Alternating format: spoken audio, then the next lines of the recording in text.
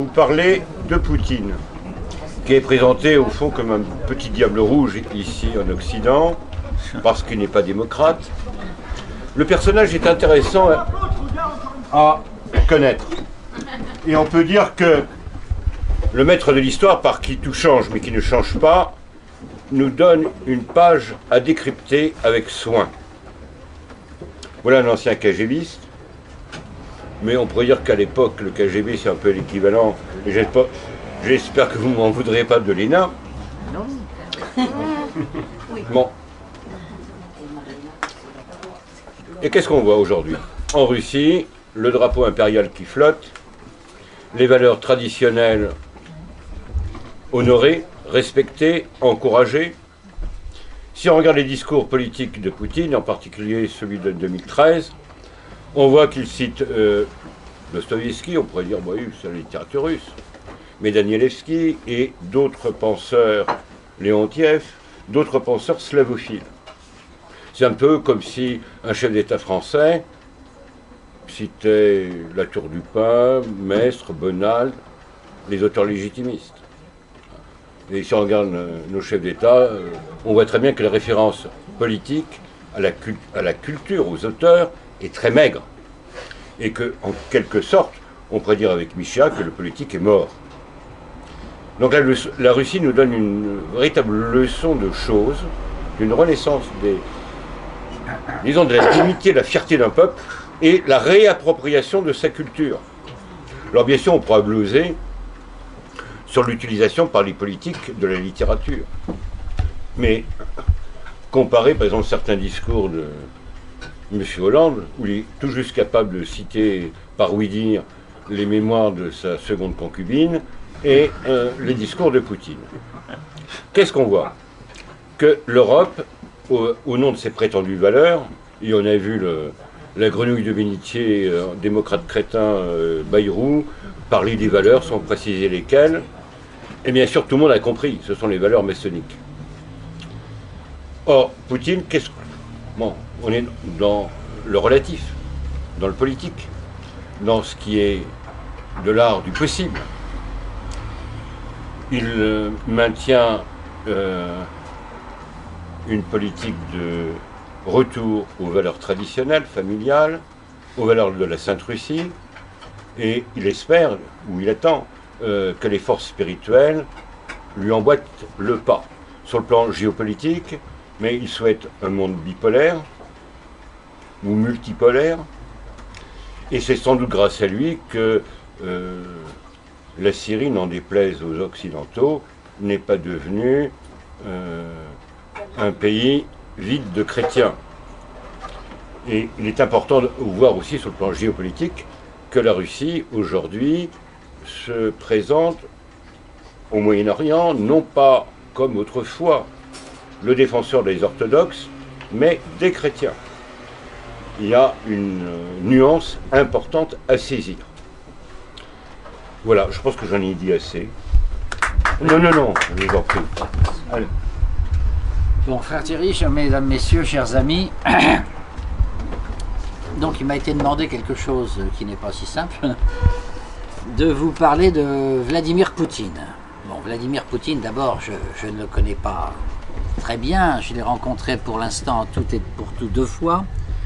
Une fois à l'inauguration d'un monument aux morts des Russes qui se battaient avec les troupes françaises en 1914 contre l'Allemagne, ce qui est un détail qui échappe à beaucoup de gens aujourd'hui. Et puis je l'ai vu une 2e fois, alors là beaucoup plus longuement, c'est au club de Valdaï dont je suis membre, qui est un club d'experts réunis par Vladimir Poutine, qui se réunissait en octobre à Sotchi. Et pendant 1 semaine, donc, on a travaillé sur le sujet de l'ordre mondial. Et le dernier jour, il est venu parmi nous. Et il est resté à discuter une journée entière avec nous. Bon, mais je n'étais pas en tête-à-tête avec lui, bien sûr. Hein. Mais enfin, c'était déjà un grand privilège de pouvoir le voir d'aussi près, si longuement. Je vais essayer de vous dire quelques mots donc, sur ce qu'il est. Donc, en parlant de ses origines, parce que ça, c'est essentiel toujours chez quelqu'un. Et puis après, une fois que je vous aurai brossé un peu ce que je sais sur lui, Ensuite, je dirais quelques mots des résultats de sa politique, parce que ça c'est très important et ça explique son immense popularité aujourd'hui en Russie.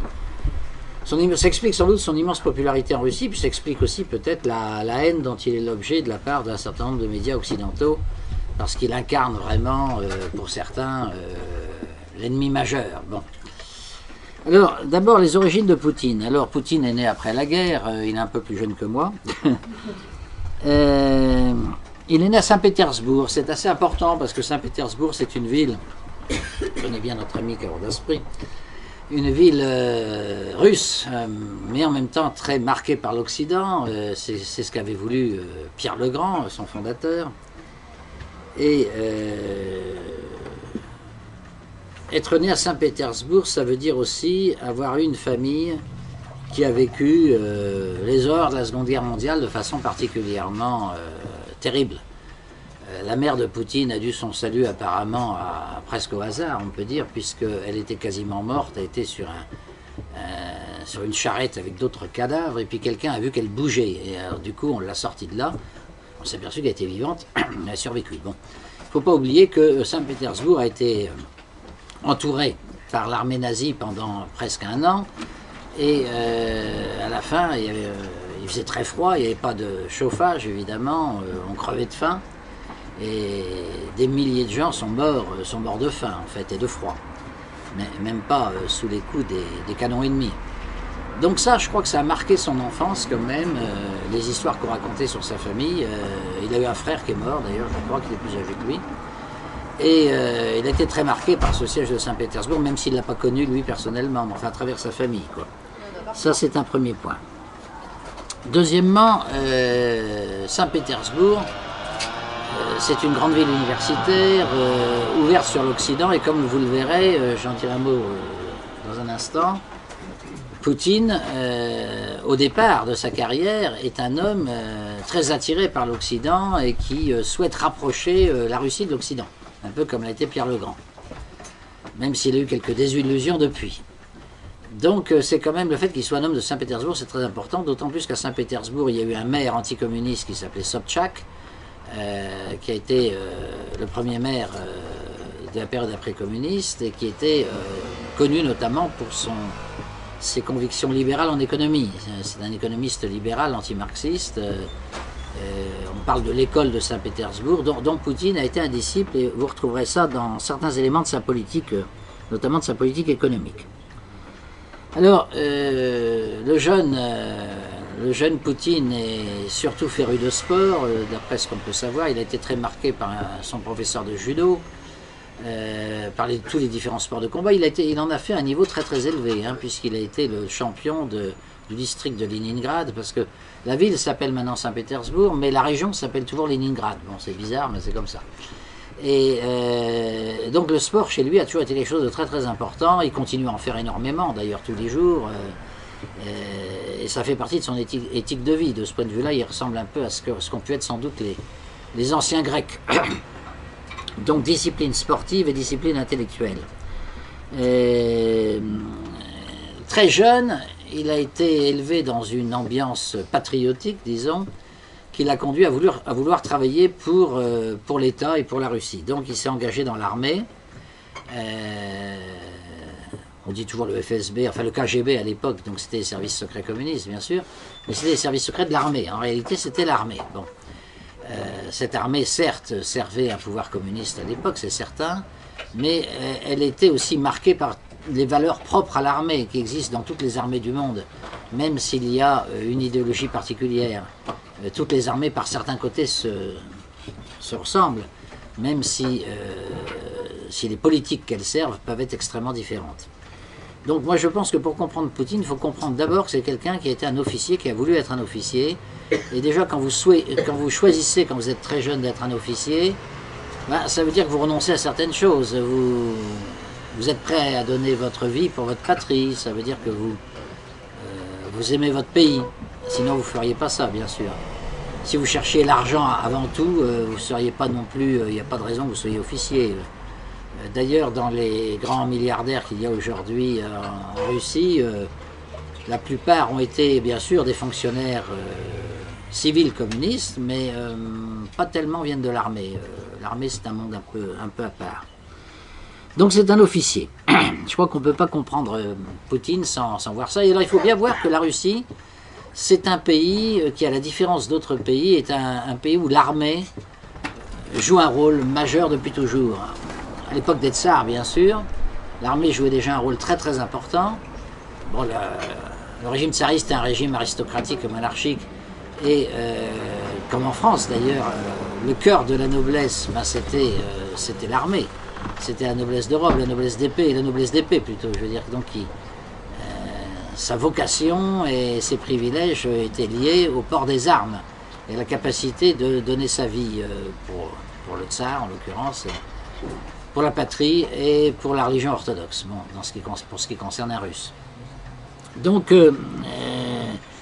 cette armée a été reconstituée à l'époque soviétique, elle est devenue l'armée rouge, bon, elle s'est battue contre l'armée blanche, donc ça a donné une tonalité très militaire au régime dès le départ, qui n'était pas forcément évidente. On aurait pu imaginer un communisme inspiré par d'autres personnalités que des personnalités militaires, mais d'emblée, à cause de la guerre civile, très vite l'armée a joué un rôle important.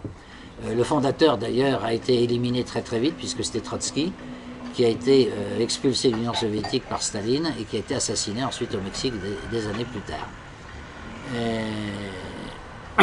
Après l'effondrement de l'Union soviétique, l'armée a connu une éclipse extrêmement grave, avec une chute totale de son budget, des soldes non payés, enfin vraiment un état d'effondrement complet de l'armée, qui en plus avait abandonné tous les pays de l'Est, et tous ses soldats et officiers étaient revenus en désordre en Russie où ils étaient mal accueillis.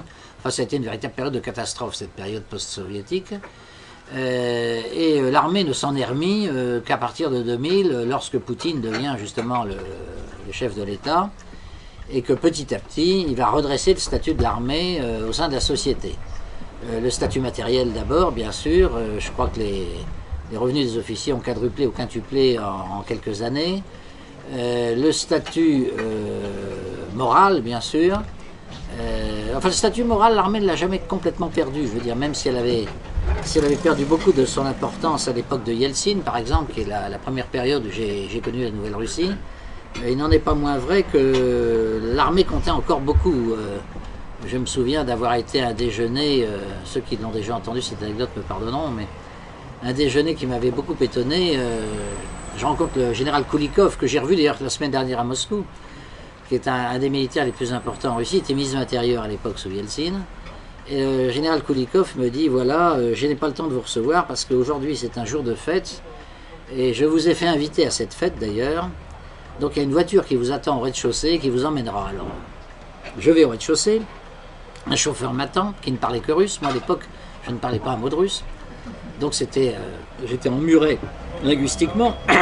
La voiture est partie, et pendant 1 heure on roule dans Moscou. Je me demandais vraiment où est-ce qu'on allait.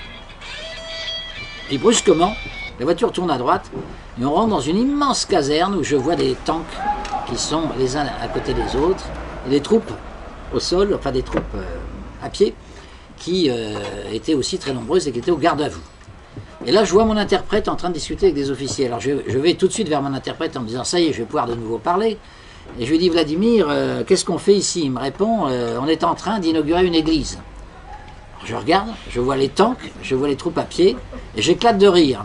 Et il se vexe et il me dit, mais si ça vous fait tellement rire qu'on inaugure une église, vous pouvez rentrer en France tout de suite, on ne vous retient pas.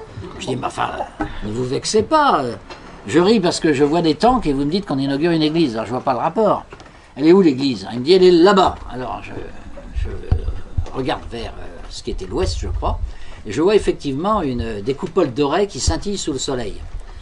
Et c'était l'église toute neuve qu'on avait construite dans une caserne du ministère de l'Intérieur, parce qu'en Russie il y a 2 armées, il y a l'armée du ministère de l'Intérieur et puis l'armée classique, disons.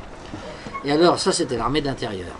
Et alors donc il y avait une église effectivement qu'il fallait inaugurer.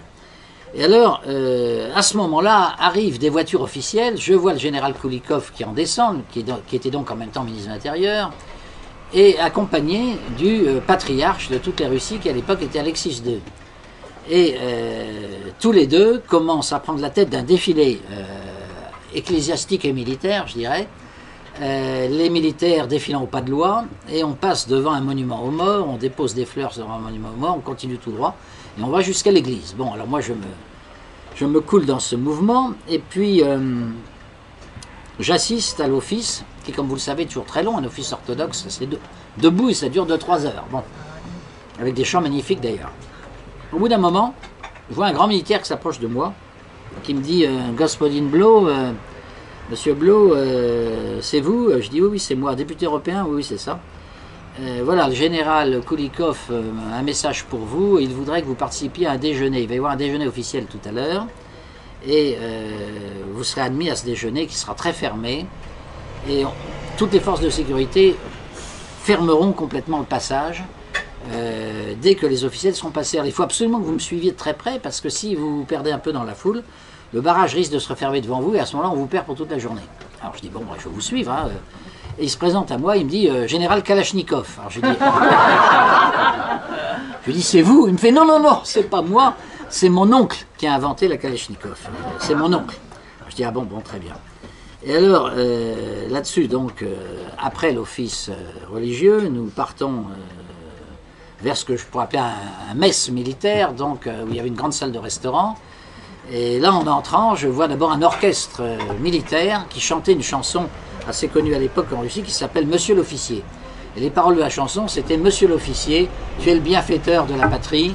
Monsieur l'officier, tu défends la veuve et l'orphelin. Monsieur l'officier, on compte sur toi. Monsieur l'officier, tu nous protégeras contre l'ennemi, etc. Grand éloge de l'officier. Bon, c'était le thème de la chanson, ce qui nous mettait déjà dans une certaine ambiance. Et puis là-dessus, on me retire mon appareil photo, ce que j'ai toujours regretté, et on m'amène dans la salle du déjeuner. Il y avait une grande salle avec une table en fer à cheval. Et qu'est-ce que je vois au bout de la salle? Il y avait le général Kulikov en uniforme militaire, le patriarche Alexis II en tenue de patriarche. Du côté du patriarche, il n'y avait que des métropolites, donc des archevêques, si vous voulez. Du côté du général, il n'y avait que des généraux de l'armée de l'intérieur. Donc tous, chacun, si je puis dire, dans l'uniforme de leur fonction. Et puis tout à fait en bout de table, il y avait mon interprète et moi, nous étions les deux seuls civils. Et j'assiste à une scène assez étonnante où le patriarche prend la parole et dit au général Kulikov, voilà, nous sommes heureux d'avoir construit une église au milieu de la caserne parce que l'armée joue un rôle essentiel pour lutter contre le crime, donc contre le péché. Et donc à ce titre, nous nous félicitons du rôle de lutte contre la criminalité que mène l'armée, et nous vous décernons l'ordre de, je ne sais plus, Saint-Georges. Bon. Et là-dessus, le général se lève et il dit au patriarche, mais votre sainteté, parce que le patriarche pour les Russes c'est l'équivalent un peu du pape si vous voulez, hein, donc c'est votre sainteté, c'est pas un évêque.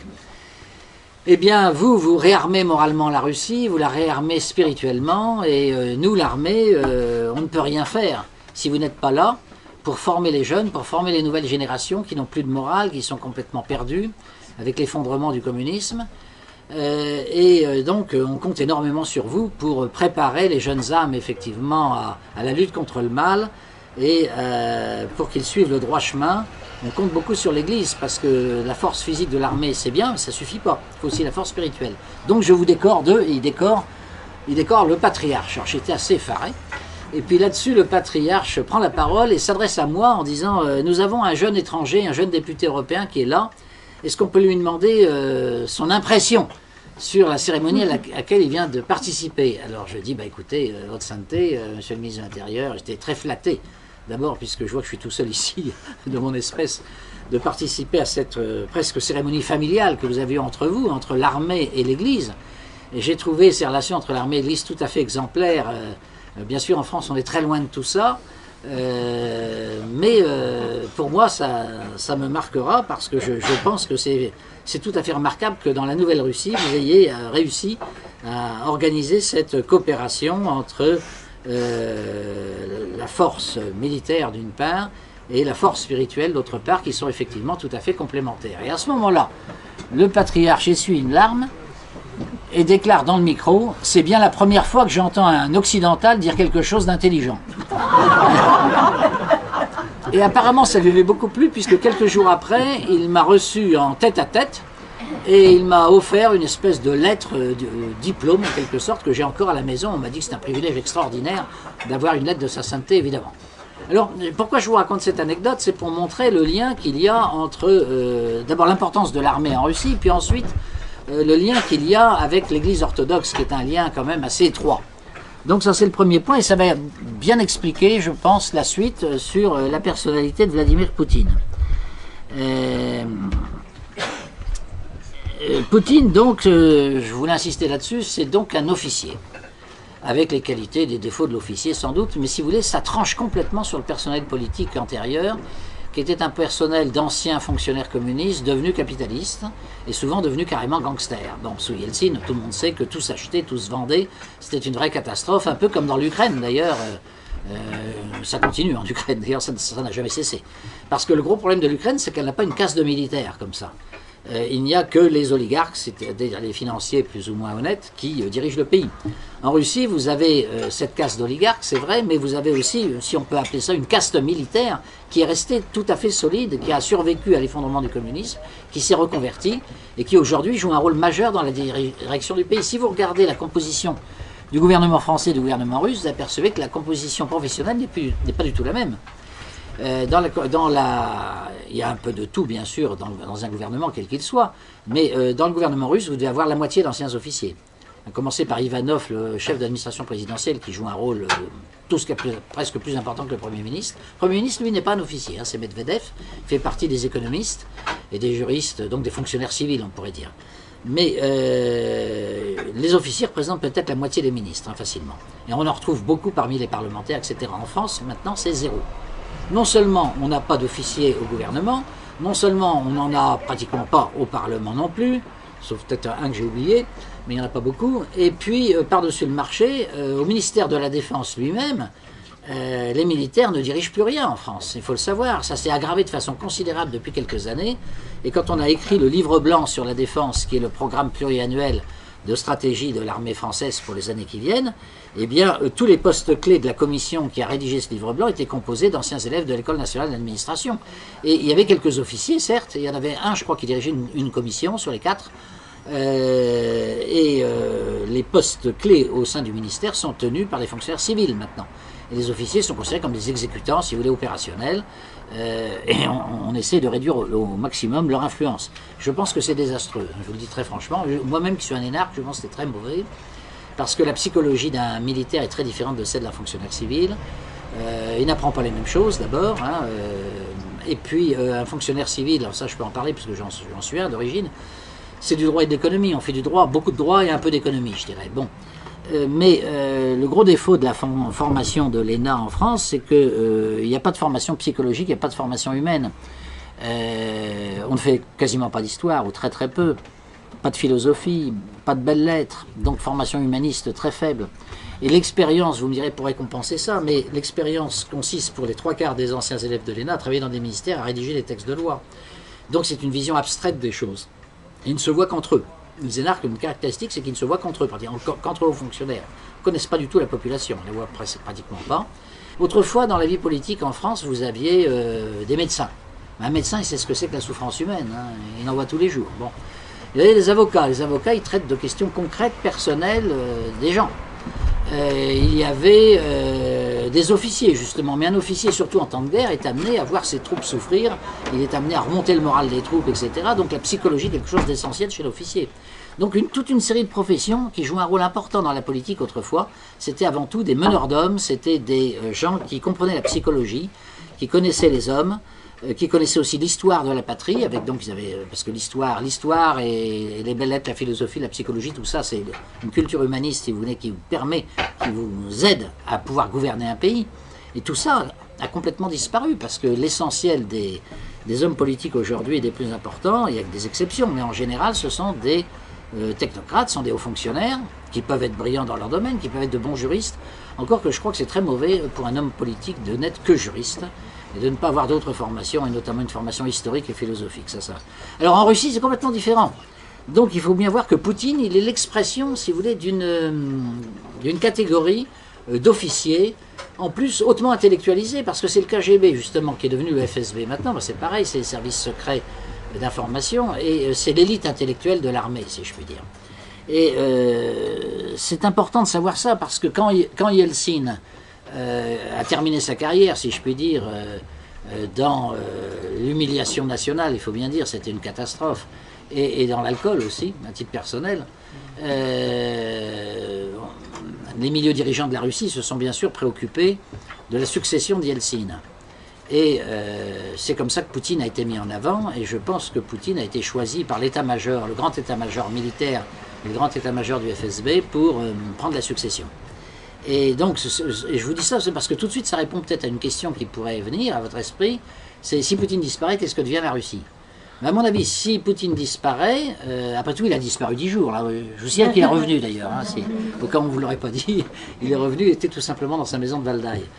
Et donc, si Poutine disparaît, ben, vous aurez un autre Poutine qui sera forcément différent, bien évidemment. Mais vous aurez une personnalité qui viendra des mêmes milieux militaires, des mêmes milieux très attachés à la patrie, au service de l'armée, lié très probablement aussi à l'église orthodoxe, j'y reviendrai. Et donc le régime continuera sur sa lancée avec des hommes probablement de la même trempe. On en connaît quelques-uns déjà qui commencent à se... Je vous en citerai deux, mais je n'ai pas de secret du Kremlin particulier à vous dévoiler. Hein. Mais je pense à deux personnes parce qu'on me les a souvent cités en Russie. Et ça fait partie des gens qui pourraient un jour peut-être succéder à Poutine si c'est nécessaire. Bon, c'est pas dans l'ordre du jour pour l'instant. Je pense à deux personnes qui sont, d'une part le ministre de la Défense, M. Shoigu, qui est un général d'armée, alors pour le coup, mais qui pourrait accéder à des fonctions très importantes parce qu'il a très bien réussi dans tous les postes qu'il a eu dans le passé. Ça fait des années qu'il est ministre. Maintenant, il est actuellement ministre de la Défense. Et puis l'autre, c'est Dimitri Ragozine, que je connais un peu, qui a été le chef d'un petit parti à l'origine qui s'appelait Rodina, c'est-à-dire la patrie, ça veut tout dire. Et Ragozine a été longtemps ambassadeur de la Russie auprès de l'OTAN, ce qui n'est pas une tâche très facile, comme vous le devinez. Et en tant qu'ambassadeur auprès de l'OTAN, il a eu quelques déclarations qui ont provoqué souvent des scandales dans la presse occidentale, notamment une fois où quand les Américains parlaient d'installer des missiles anti-missiles aux portes de la Russie, il a dit il faudrait tout de même que les Occidentaux, ces mauvais chasseurs, n'est-ce pas, arrêtent d'agacer systématiquement l'ours en tournant tout le temps autour de sa tanière, parce qu'il pourrait arriver un jour que l'ours sorte de sa tanière et à ce moment-là, il bottera le cul de tous ces mauvais chasseurs. Alors tout le monde a dit « Oh, quel vocabulaire, c'est pas diplomatique, qu'est-ce que c'est que cet ambassadeur, etc. » Mais enfin, ça vous donne une idée du personnage. C'est pas un personnage qui non plus se laisse impressionner.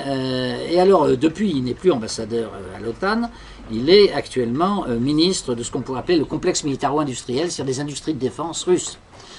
Voilà, alors pour citer deux personnes, hein, il y en a d'autres, vous noterez que je n'ai pas cité Medvedev, non pas que j'ai quelque chose contre lui, mais lui c'est un juriste, c'est différent, il est plus classique, les Occidentaux l'aimaient bien parce qu'il ressemblait plus à ce qu'on connaît nous, tandis que c'est militaire politisé, si vous voulez, ou c'est politique militarisé, c'est une espèce qui a à peu près disparu chez nous, depuis la Seconde Guerre mondiale, où il y en a eu beaucoup, il y a eu Franco, il y a eu De Gaulle, il y a eu pas mal de gens qui faisaient de la politique et de l'armée en même temps, mais aujourd'hui ça s'est perdu.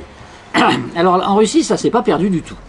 Donc, c'est pour ça que je me suis permis d'insister un peu longuement peut-être sur ce point, mais on ne peut pas comprendre Poutine si on ne comprend pas que c'est un officier et qu'il exprime aussi les idées dominantes de cette caste d'officiers qui aujourd'hui contrôle le gouvernement russe très largement, très très largement.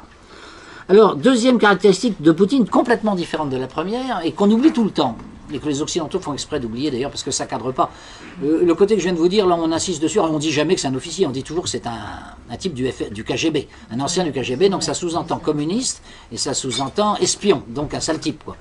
Bon, deuxième, je dirais, volet de la personnalité de Poutine, outre le sportif et l'officier, ça va ensemble, c'est l'économiste. Alors oui, il a fait effectivement des études d'économie à l'université de Saint-Pétersbourg. Il a été l'adjoint de Sobchak, le ministre, professeur d'économie d'ailleurs, et qui a été maire de Saint-Pétersbourg. Et il était donc très proche de Sobchak, il était son adjoint en relations internationales, donc il s'occupait des affaires internationales et donc des affaires économiques de la ville de Saint-Pétersbourg. Il a écrit une thèse à l'époque paraît-il qu'il est absolument impossible de mettre la main dessus, je ne sais pas pourquoi, mais enfin cette thèse a disparu. Il a fait une thèse sur le port, le développement du port de Saint-Pétersbourg, qui est une thèse de sciences économiques en fait, hein. Donc c'est un économiste aussi. Et alors là, c'est un économiste, ça peut peut-être vous surprendre, mais je dirais que c'est un économiste, faute de trouver un meilleur qualificatif, qui est plutôt libéral. Bon, c'est-à-dire il est très anticommuniste, très antisocialiste, il est très favorable à la libre concurrence, à la libre entreprise. Et d'ailleurs, les grandes lignes de la politique russe, si vous écoutez bien les discours économiques de Poutine, c'est ça. C'est-à-dire que, bien sûr, on veut préserver les intérêts nationaux, on veut empêcher certains accords industriels avec l'Occident qui pourraient menacer l'indépendance de la Russie, comme c'était le cas à l'époque d'Yeltsin, où les grandes compagnies pétrolières américaines cherchaient à mettre la main sur le pétrole et sur le gaz russe. Alors là, il y a des interdits qui sont arrivés de l'État, qui sont arrivés de Poutine. Il a voulu remettre à sa place un certain nombre d'oligarques qui faisaient des choses qu'il considérait comme malsains, notamment sur le plan social. Alors il y a un petit sketch que vous avez peut-être vu à la télévision qui est assez extraordinaire, où on voit Poutine au milieu d'industriels, dans une zone où on ferme des entreprises, où on met des ouvriers au chômage. Et Poutine veut obliger ces industriels à conserver ces ouvriers parce que ce sont des entreprises qui en même temps font beaucoup de profit. Hein, je veux dire. Comme elles font beaucoup de profit, il estime donc qu'il n'y a pas de raison de mettre les gens au chômage. Et il fait donc signer un protocole à ces industriels. On le voit, on peut le retrouver sur Internet. On voit ce sketch, donc on voit Poutine en train de faire signer cet accord. Les industriels font tous des têtes d'enterrement. Et il y en a un qui ne signe pas. Et Poutine le repère et lui dit « Là-bas, toi, camarade, là, tu n'as pas signé ce papier. » L'autre dit « Non, je vois pas ta signature. Viens ici signer ça tout de suite. » Alors le type arrive, penaud. Il signe le papier devant Poutine. Et puis il s'en va. Et à ce moment, Poutine lui fait « Mon stylo, rendez-moi mon stylo immédiatement. Vous avez pris de bien mauvaises habitudes, cher ami. » Et alors le sketch s'arrête là-dessus. Bon. Mais ça montre aussi une certaine ambiance, si je puis dire. Alors cela dit, donc Poutine, il est tout à fait prêt à faire peser l'autorité de l'État sur les entreprises quand ça lui paraît nécessaire pour défendre les intérêts nationaux, mais fondamentalement, sur le plan des principes généraux, il est plutôt pour une certaine liberté économique, pour la liberté d'entreprise et pour le développement de l'esprit d'entreprise. Et ça se voit d'ailleurs au résultat, c'est que le niveau de vie de la Russie a doublé en 10 ans. Que plein d'entreprises françaises sont parties là-bas. Vous avez 1500 entreprises françaises qui travaillent avec la Russie. Alors, je dirais tout de suite, on n'est pas les premiers. Les Allemands, ils ont 3500 entreprises qui travaillent avec la Russie. Mais c'est beaucoup. Et par contre, les Russes investissent peu en France. Hein. C'est 10% de ce que nous, on investit là-bas chez eux. Mais si Total, une pensée pour feu Marjorie, qui est mort dans un accident d'avion, enfin de piste, si vous voulez, qui était un des plus grands chefs d'entreprise français favorables à la coopération avec la Russie.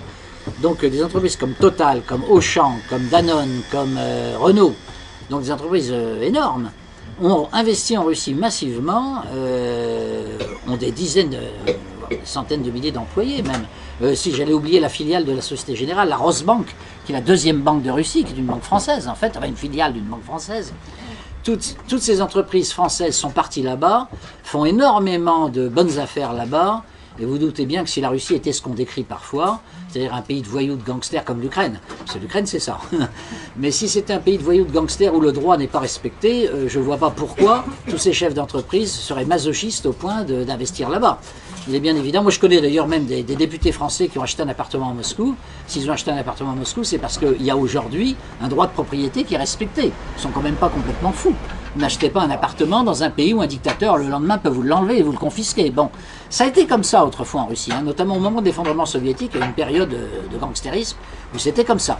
Mais aujourd'hui, le droit est rétabli, c'est tout à fait différent. Vous avez même une loi très très sévère, dont on ne parle jamais en Occident, bien sûr, contre la corruption. C'est comme on veut absolument démontrer que la Russie est un pays corrompu où il n'y a pas de droit, etc. Donc on n'en parle pas. Mais il est bien évident que s'il y a tellement d'entreprises françaises qui s'engagent là-bas, c'est qu'elles ont des garanties. Sinon, elles n'iraient pas. Et en plus, elles font beaucoup de profit. Je citerai encore deux cas. C'est Servier, je viens d'y penser brusquement. Laboratoire Servier, qui ont beaucoup investi là-bas. Et puis une autre, alors que vous ne connaissez pas, une entreprise qui fabrique des toits de villas, des toits de maisons. Et le chef d'entreprise me disait, moi je fabrique des toits de maison. Alors j'ai commencé en France, j'ai une entreprise dans la vallée du Rhône, mais qui ne me rapporte pas grand-chose parce que les charges sont tellement lourdes en France, entre les charges, les obligations diverses, les impôts, etc. J'arrive juste à équilibrer mes affaires. Mais j'ai une filiale en Russie où je fabrique aussi des toits de maison et je tire de cette filiale 90% de mes profits. C'est pour ça d'ailleurs, ça vous explique pourquoi d'ailleurs le patronat français est tellement hostile aux sanctions. Et le patronat allemand aussi d'ailleurs. Tous les patronats européens sont hostiles aux sanctions parce qu'ils veulent le développement des relations économiques avec la Russie, parce que la Russie est prospère, elle est pleine d'avenir sur le plan économique. Même si parfois les journalistes disent le contraire. C'est pas du tout ce qu'on prétend. En disant Alain Juppé, je suis désolé pour lui, enfin je pensais qu'il était un peu plus intelligent quand même. Je le connais très bien, hein, je le tutoie, je le connais très très bien. Mais Alain Juppé dit un jour, oui, la Russie, de toute façon, on n'a pas tellement à s'en préoccuper, en tout cas sur le plan économique, car ça n'est rien d'autre qu'une deuxième Arabie Saoudite. Bah, je suis désolé, l'Arabie Saoudite d'abord n'a que peut-être une vingtaine de millions d'habitants, là il y en a quand même 150, c'est pas le même poids. Et ensuite, surtout, la Russie est un pays de très très haute technologie. Actuellement, quand vous voulez envoyer des hommes dans l'espace, il n'y a qu'une seule fusée qui permet de le faire, c'est la fusée russe, Soyouz, parce que les Américains ont renoncé à ce genre d'opération. Vous avez plein de domaines d'ailleurs, parce qu'ils sont très mauvais par contre pour faire leur propagande, contrairement aux Américains. Alors par exemple, vous ne savez peut-être pas que Google, bon tout le monde connaît Google, le moteur de recherche d'origine américaine qu'on utilise tous, ben, les Russes ils en avaient un 2 ans avant nous. À l'époque Google n'existait encore pas, il y avait Yandex qui existe toujours d'ailleurs, qui était le principal moteur de recherche sur les ordinateurs russes. Autre exemple, alors ça vous le connaissez probablement, parce que si vous avez presque tous ici les ordinateurs, vous avez un antivirus presque obligatoire qu'on vous met d'office qui s'appelle Kaspersky, puisqu'on prononce à l'anglaise, enfin Kaspersky. Et cet antivirus Kaspersky, c'est un brevet russe, en réalité c'est une entreprise totalement russe. Et ils sont les leaders de la protection informatique antivirus, donc c'est de la très très très haute technologie. Pour vous prendre 2-3 exemples, hein, enfin bon, le but ce soir n'est pas de parler d'économie, mais ceci pour vous dire donc que c'est une économie dynamique, une économie où les impôts sont très bas par rapport aux impôts français. La pression fiscale en Russie c'est à peu près la moitié de la pression fiscale totale que nous avons en France. L'impôt sur le revenu, pour vous donner une idée, ils ont adopté la flat tax qui était préconisée par les économistes et prix Nobel d'économie libéraux américains, c'est-à-dire un taux unique. Quel que soit l'argent que vous gagnez, vous payez toujours 13% en Russie, toujours 13%. Que vous gagnez un salaire moyen ou que vous gagnez des milliards, vous ne paierez que 13%. Bon, ben en France c'est évidemment complètement différent. Bon, et dans la plupart des pays occidentaux d'ailleurs. Ce qui fait que vous avez évidemment beaucoup de fortunes qui sont développées à cause de ça. Mais ça permet aussi de réinvestir et ça permet de relancer la croissance. Vous avez un autre domaine où la Russie est considérée comme assez libérale, entre guillemets, c'est le droit du travail. En Russie, on peut assez facilement licencier quelqu'un, un peu comme aux États-Unis, si vous voulez. Le résultat, c'est que les entrepreneurs n'ont pas peur d'embaucher. Et le résultat, c'est qu'il n'y a pas de chômage, hein, enfin très peu. Vous avez 5% de chômeurs actuellement au plus fort de la crise. À Moscou, c'est à peu près 0%. Nous, en France, nous avons 10%, comme vous savez. Et chez les jeunes de moins de 25 ans, en France, vous avez 25% de chômeurs. Bon. Ben, ce drame du chômage qui frappe d'ailleurs toute l'Europe maintenant, et toute l'Europe du Sud notamment, puisqu'on atteint des taux très élevés en Espagne, en Italie, etc. Et surtout chez les jeunes, ce qui est particulièrement dramatique. Là-bas, ce n'est pas du tout le cas. Et d'ailleurs, c'est même tellement peu le cas que même encore maintenant, vous avez une immigration qui pose des petits problèmes marginalement d'Asie centrale, de gens qui viennent gagner de l'argent en Russie, parce qu'en Asie centrale, évidemment, ils n'en gagnent pas. Hein. Des gens d'Azerbaïdjan, qui évidemment parlent russe, parce qu'à l'époque soviétique, ça faisait partie de l'Union soviétique. Ensuite, ce sont des musulmans en général, et ils viennent donc en Russie pour gagner de l'argent, parce que l'économie marche bien. Alors, Poutine, face à la crise économique qu'il connaît depuis 1 an maintenant, c'est la chute du prix du pétrole et la chute du rouble qui est liée. Face à cette, et une croissance économique donc, qui est tombée à 0,6 l'année dernière, enfin c'est un petit peu mieux que nous, hein, à vrai dire, donc c'est pas si catastrophique que ça, mais l'année qui vient sera sans doute assez mauvaise. Donc face à cette situation économique assez mauvaise, il n'a absolument pas voulu utiliser des méthodes autoritaires. Parce qu'il y a chez lui évidemment une fraction de l'administration qui a dit il faut fermer, contrôle d'échange, on surveille tout, l'État se remet à mettre la main sur... Il a dit non, on continue à jouer les règles de l'économie de marché et de l'économie de concurrence, et simplement on fera quelques stimulants par-ci par-là, etc. Mais l'économie russe doit s'adapter aux nouvelles conditions de la concurrence, créer des industries dans des secteurs où on n'en avait pas, où on ne pourra plus importer d'Europe. Et donc ça va accélérer, je dirais, la mutation industrielle de la Russie. Et en fait, ces sanctions vont nous rendre service. Alors pour tenir un discours comme ça, c'est le discours qu'il a tenu à Valdai quand je l'ai vu à Sochi, ces sanctions vont nous rendre service sur le plan économique, puisqu'elles nous forcent à nous diversifier et à innover plus vite que nous le prévoyions à départ. C'est un discours effectivement qui n'est pas socialiste, si vous voulez, c'est un discours de liberté économique. Donc c'est un deuxième aspect de Poutine, c'est cet aspect-là qui est souvent un peu ignoré. Le troisième aspect, son positionnement politique. Bon, alors là, vous allez me dire, c'est le plus important, bien sûr. c'est pas du tout ce qu'on croit. Alors au début, moi d'ailleurs, quand on a commencé à me dire ça, j'avais un peu de mal à le croire. Mais vous savez, ça, Poutine c'est un centriste. Ah bon? Un centriste, c'est-à-dire qu'il est au centre de l'opinion publique russe. Mais c'est parfaitement exact. C'est-à-dire qu'en réalité, il y a sur la gauche et sur la droite de Poutine des gens évidemment qui ne partagent pas tout à fait ses idées et qui sont très nombreux. Et il y a énormément de gens, il y a peut-être la moitié de la population russe qui est beaucoup plus à droite, beaucoup plus patriote, beaucoup plus conservatrice que Poutine lui-même. Il se situe au centre à peu près de la société russe. Alors sa popularité était traditionnellement assez forte, puisqu'aux dernières présidentielles, il avait fait 65% des voix, il est passé au premier tour quand même. C'était l'époque justement où il y avait encore pas mal de critiques contre lui. Mais là, maintenant, depuis l'annexion de la Crimée, qui évidemment a été ressentie comme une fierté nationale par tous les Russes, puis ça s'est fait sans qu'il y ait une goutte de sang qui coule quand même, il ne faut pas l'oublier. Depuis l'annexion de la Crimée, il a des taux calculés par les instituts d'opinion et de sondage occidentaux, hein, donc c'est pas de la propagande. 86% sont favorables à Poutine. Moi-même, la semaine dernière, j'étais avec un professeur de philosophie qui n'était pas très favorable à Poutine, d'après ce qu'il m'a dit, je ne sais pas pourquoi d'ailleurs. Et il m'a dit, moi maintenant, depuis l'annexion de la Crimée, évidemment, je suis pour Poutine. Il me dit, mais comme tout le monde, à peu près comme tout le monde. Bon. Donc il est très bien vu, mais il se situe, je dirais, à peu près au centre de l'opinion russe. Alors simplement, ce qu'il y a, c'est que le centre de l'opinion russe n'a rien à voir avec le centre de l'opinion publique française. C'est-à-dire qu'en Russie, les valeurs sociales, mais courantes, banales, etc., sont à droite de celles du Front National en France. C'est la société qui est comme ça, toute la société tout entière. Moi, j'étais frappé par une chose, je donne des cours et je vais en redonner la semaine prochaine à Novgorod. Velikiye Novgorod, c'est une très très jolie ville d'ailleurs, trop peu connue. C'est une des plus vieilles villes de Russie avec Kiev. Hein. C'était avant l'invasion mongole au XIIIe siècle. C'est les deux anciennes capitales de la Russie, Kiev et Novgorod. Et Novgorod, Velikiye Novgorod, puisqu'il y a deux Novgorod, Velikiye Novgorod, je donne des cours de sciences politiques là-bas. Et je les donne en français, ensuite c'est traduit en russe devant des étudiants qui sont en 4e année à peu près, en maîtrise si vous voulez. Des étudiants donc qui ont 20, 22 ans par là, des jeunes filles, des jeunes gens.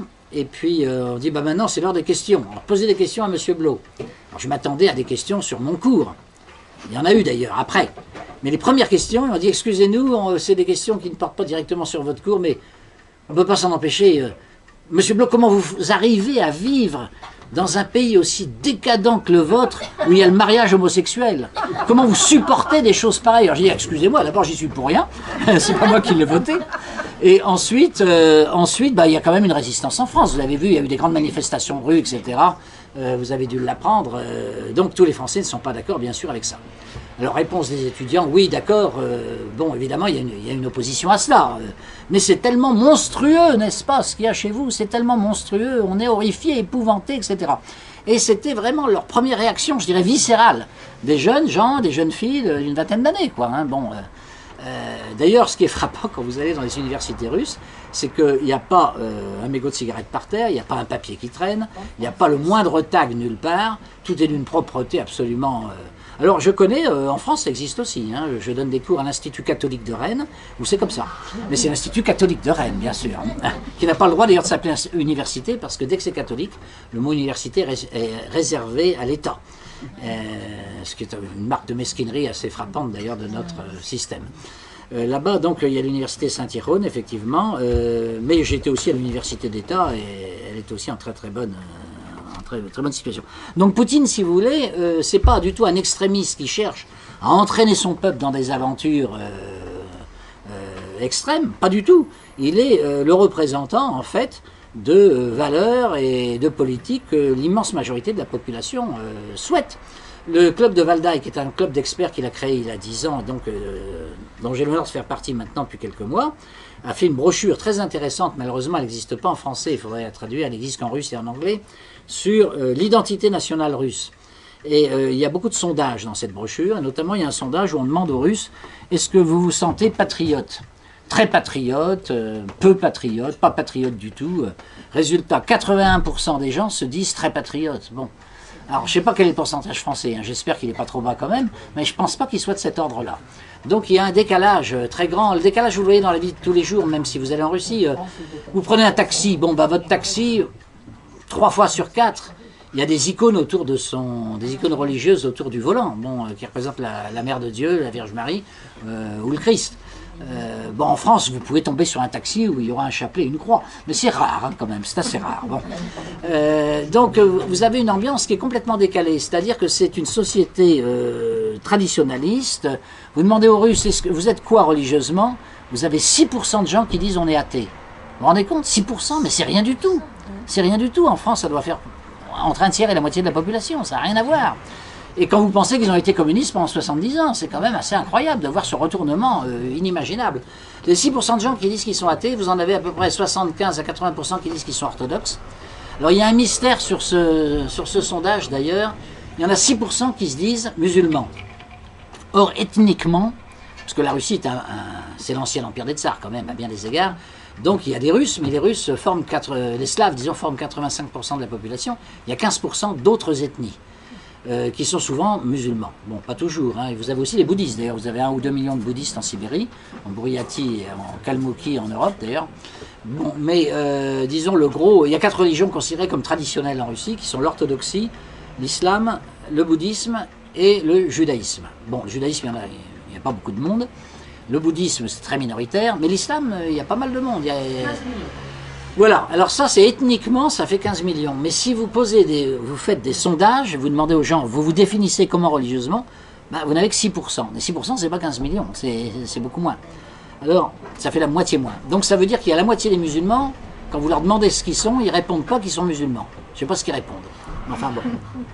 Musulmans ethniques, je veux dire. Hein, Pour le Tatarstan, je sais qu'il y a une partie des musulmans tatars qui se sont convertis à l'orthodoxie. Je ne sais pas quel est le pourcentage. De toute façon, les Tatars nous surprendront toujours parce que c'est le principal peuple musulman de Russie. Ils sont 5-6 millions quand même, donc c'est pas mal. Beaucoup plus nombreux que les Tchétchènes, qui eux sont beaucoup plus remuants, bien sûr, comme vous savez, qui sont 1,2 million. Mais les Tatars sont 5-6 millions. Et tout récemment, il y a l'autorité supérieure, je ne sais plus comment il s'appelle, enfin le président du conseil des grands muftis du Tatarstan, qui a fait une déclaration à l'occasion du Xème centenaire de la mort de Saint-Serge de Rajdonège, qui est un des plus grands saints de l'histoire russe. Et à cette occasion, il a pris la parole à la télévision russe en disant « Je demande à tous mes coreligionnaires musulmans de prier », qui d'ailleurs envoie des troupes, si je puis dire, des sortes de mercenaires en quelque sorte, tchétchènes, pour combattre avec les séparatistes en Ukraine, contre le gouvernement de Kiev. Donc c'est vous dire quand même. Bon, alors, mais Kadyrov, pourquoi il se maintient au pouvoir en Tchétchénie? C'est parce qu'il y a eu d'abord la répression des islamistes, bon effectivement, des radicaux islamistes, mais il y a eu aussi une masse financière énorme qui s'est déversée sur Grozny. La ville a été entièrement reconstruite. Là, j'ai pas de photos sur moi, c'est dommage. Je vous aurais montré des photos de Grozny, vous seriez très surpris. C'est flambant neuf, avec des mosquées toutes neuves, etc. Et cette double politique, si vous voulez, a permis pour l'instant en tout cas, de résoudre le problème de la Tchétchénie. Donc les Russes ont une bonne connaissance, je crois, des problèmes de cohabitation avec l'islam, parce que bon, c'est une tradition historique très ancienne, et à la fois ils sont extrêmement répressifs et durs lorsqu'il le faut, mais en même temps ils savent aussi lâcher un peu de lest pour que les gens se sentent quand même bien, à un tel point qu'effectivement vous avez même des régiments musulmans de l'armée russe qui sont des régiments qui reçoivent un enseignement patriotique permanent, si vous voulez, et qui ne posent pas de problème de dissidence. Alors, je disais donc, oui, c'est ça, politiquement, Poutine se situe au centre.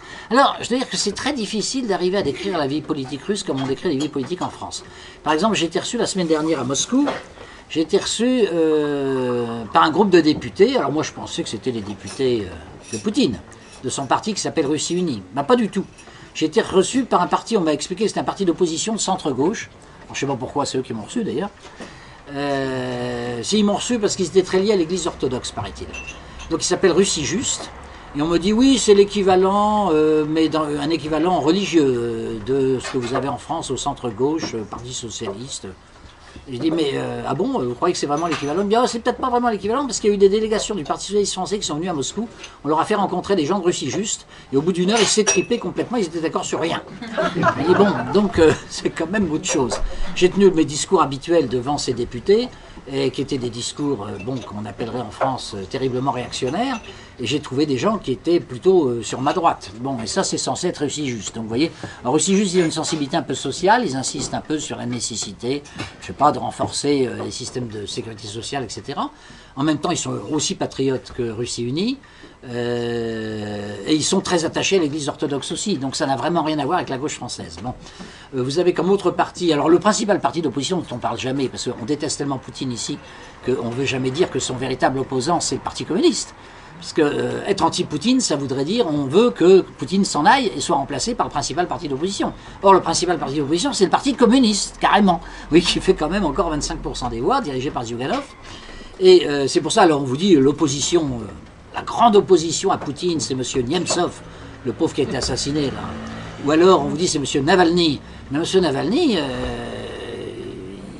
il n'a pas de parti politique quasiment, et il a fait, c'est vrai, 20 à 30% des voix à Moscou, ce qui était très bien, mais c'est un type complètement isolé en fait.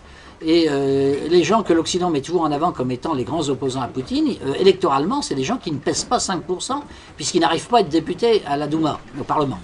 Donc la vraie opposition, c'est le Parti communiste, mais on ne veut pas le dire. Parce que dire que l'opposition c'est le Parti communiste, ça voudrait dire il faut que Poutine reste. Bon, et comme on est anti-Poutine, on ne veut pas insister sur le fait qu'il y a cette opposition communiste. Bon, cette opposition communiste d'ailleurs, elle s'est considérablement, je dirais, elle est devenue considérablement révisionniste. C'est ainsi que, pour vous donner une idée, mais ça vous donne une idée du climat général de la politique en Russie. Donc je termine peut-être le panorama des partis en quelques mots. Donc vous avez Russie Unie qui fait plus de la moitié des députés, ça c'est Poutine. Vous avez Russie Juste, qui est le parti de centre-gauche. Vous avez le Parti communiste qui fait 25% des voix, qui est le deuxième grand parti.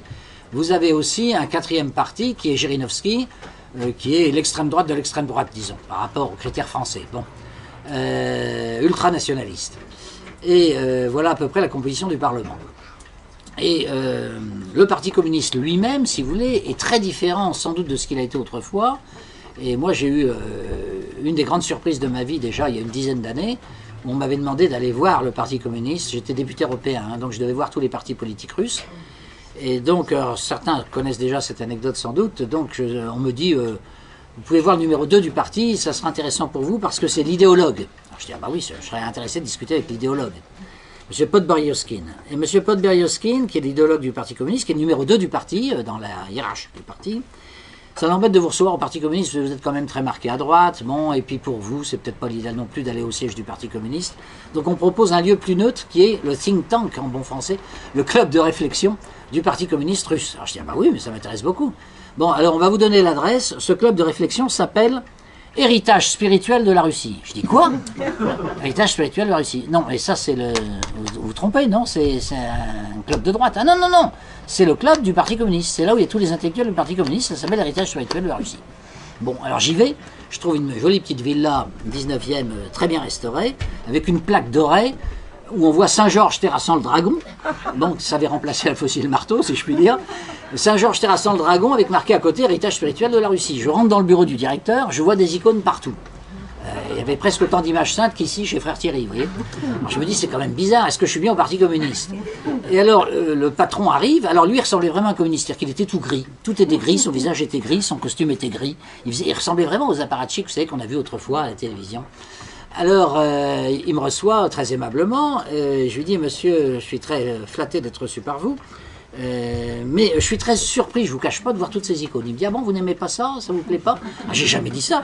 Non, non, elles sont très belles, c'est pas ça la question, c'est que je croyais qu'on était au Parti communiste. Il me dit, monsieur, je vous rappelle que vous êtes devant le numéro 2 du Parti communiste. Ben justement, c'est votre bureau, et c'est mon bureau. Ben, je suis étonné de voir des icônes dans le bureau du numéro 2 du Parti communiste. Excusez-moi de vous le dire comme ça spontanément, mais ça me surprend tellement. Mais pourquoi ça vous surprend? Qu'est-ce qu'il y a d'anormal? Je comprends pas. Alors je dis, bah écoutez, pour moi, alors je suis sans doute un peu primaire, mais pour moi un communiste c'est un athée. Bon, au siège du Parti communiste français, il n'y avait pas d'icône, ni de crucifix, donc ça aurait été surprenant. Bon, ensuite, donc il me dit, mais vous parlez de quel communisme? Alors je dis, bah le communisme du Parti communiste français, que j'ai connu en France, puisque je suis aussi, j'étais député de Calais, donc qui est une ville communiste à l'époque.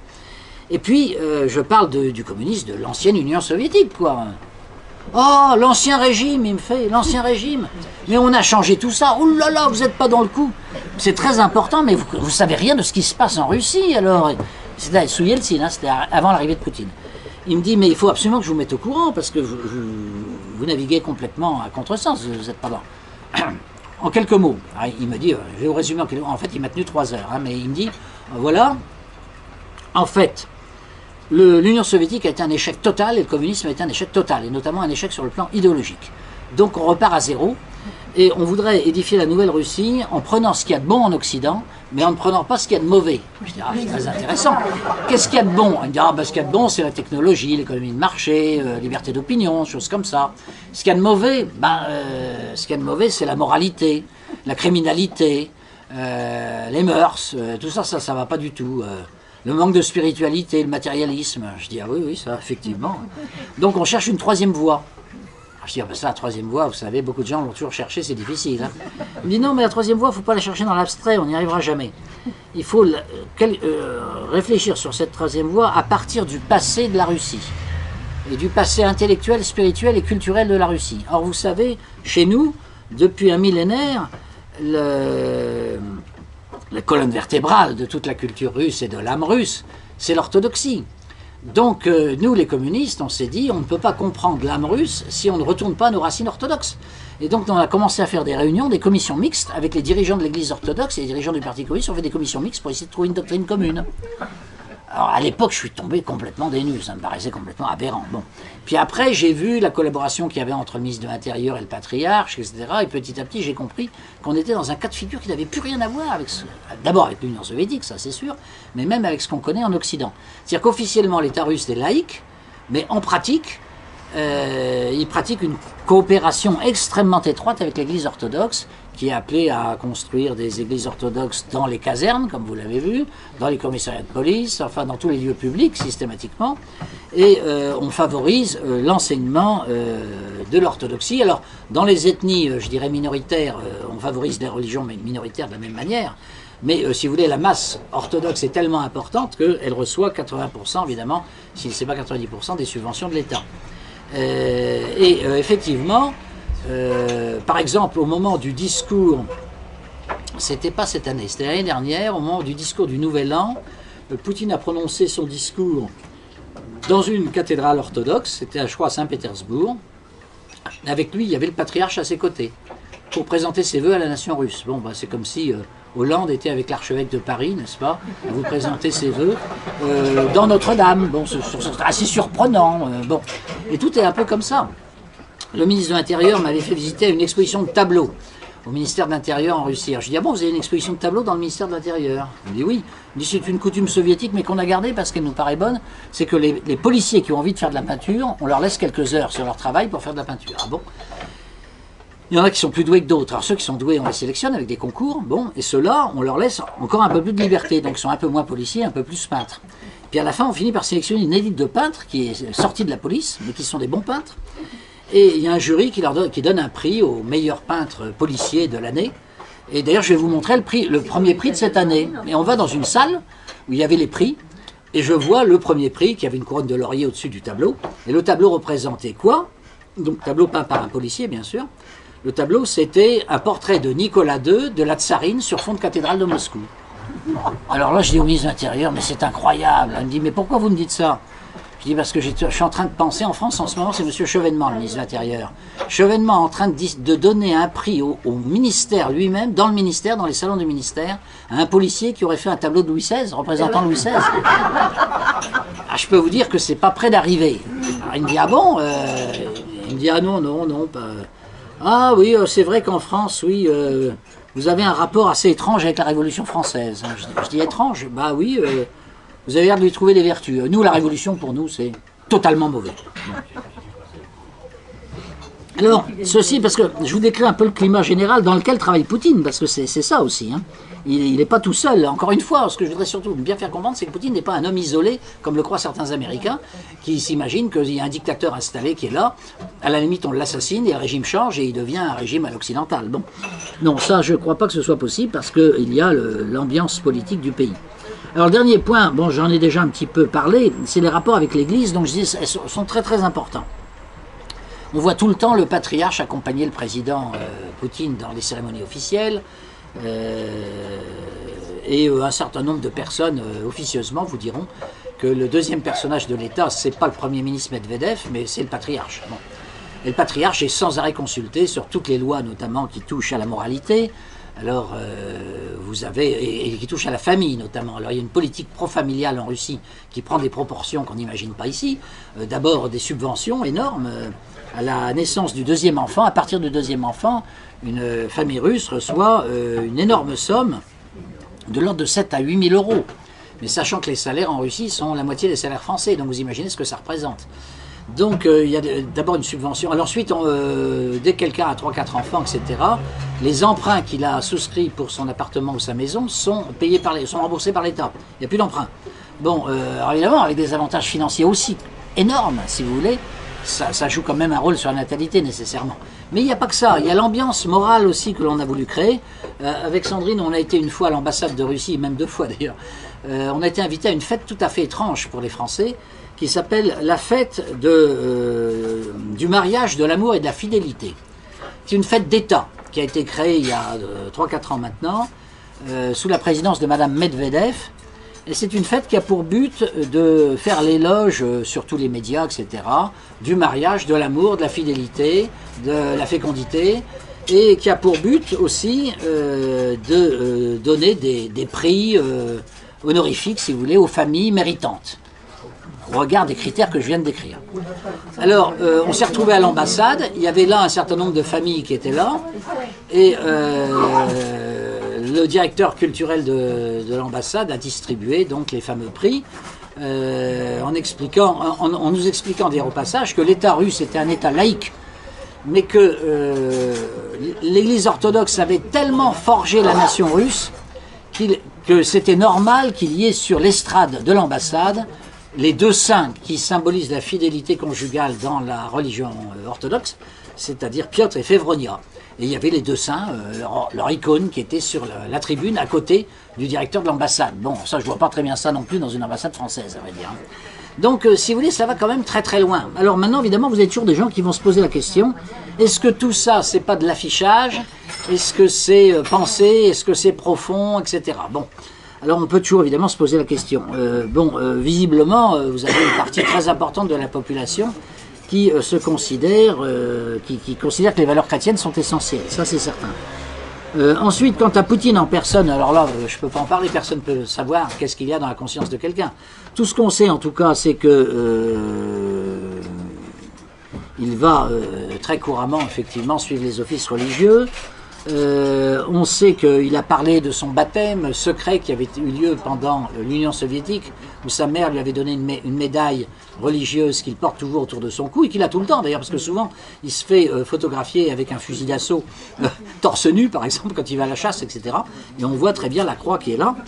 On sait qu'il a un confesseur que je n'ai pas rencontré, mais il se peut qu'un jour je le rencontre parce qu'il en a été question, qui s'appelle le Père Tikhon. Le Père Tikhon dirige le monastère de la Sainte Rencontre à Moscou, et c'est le confesseur de Vladimir Poutine. On dit qu'il a une grande influence sur lui, et c'est lui qui, paraît-il, serait à l'origine des citations que Poutine fait, et dont a parlé tout à l'heure frère Thierry, citations qu'il fait d'un certain nombre de philosophes slavophiles ou orthodoxes, dont Ivan Ilyin notamment, qui semble être son auteur favori, ou Dostoïevski bien sûr.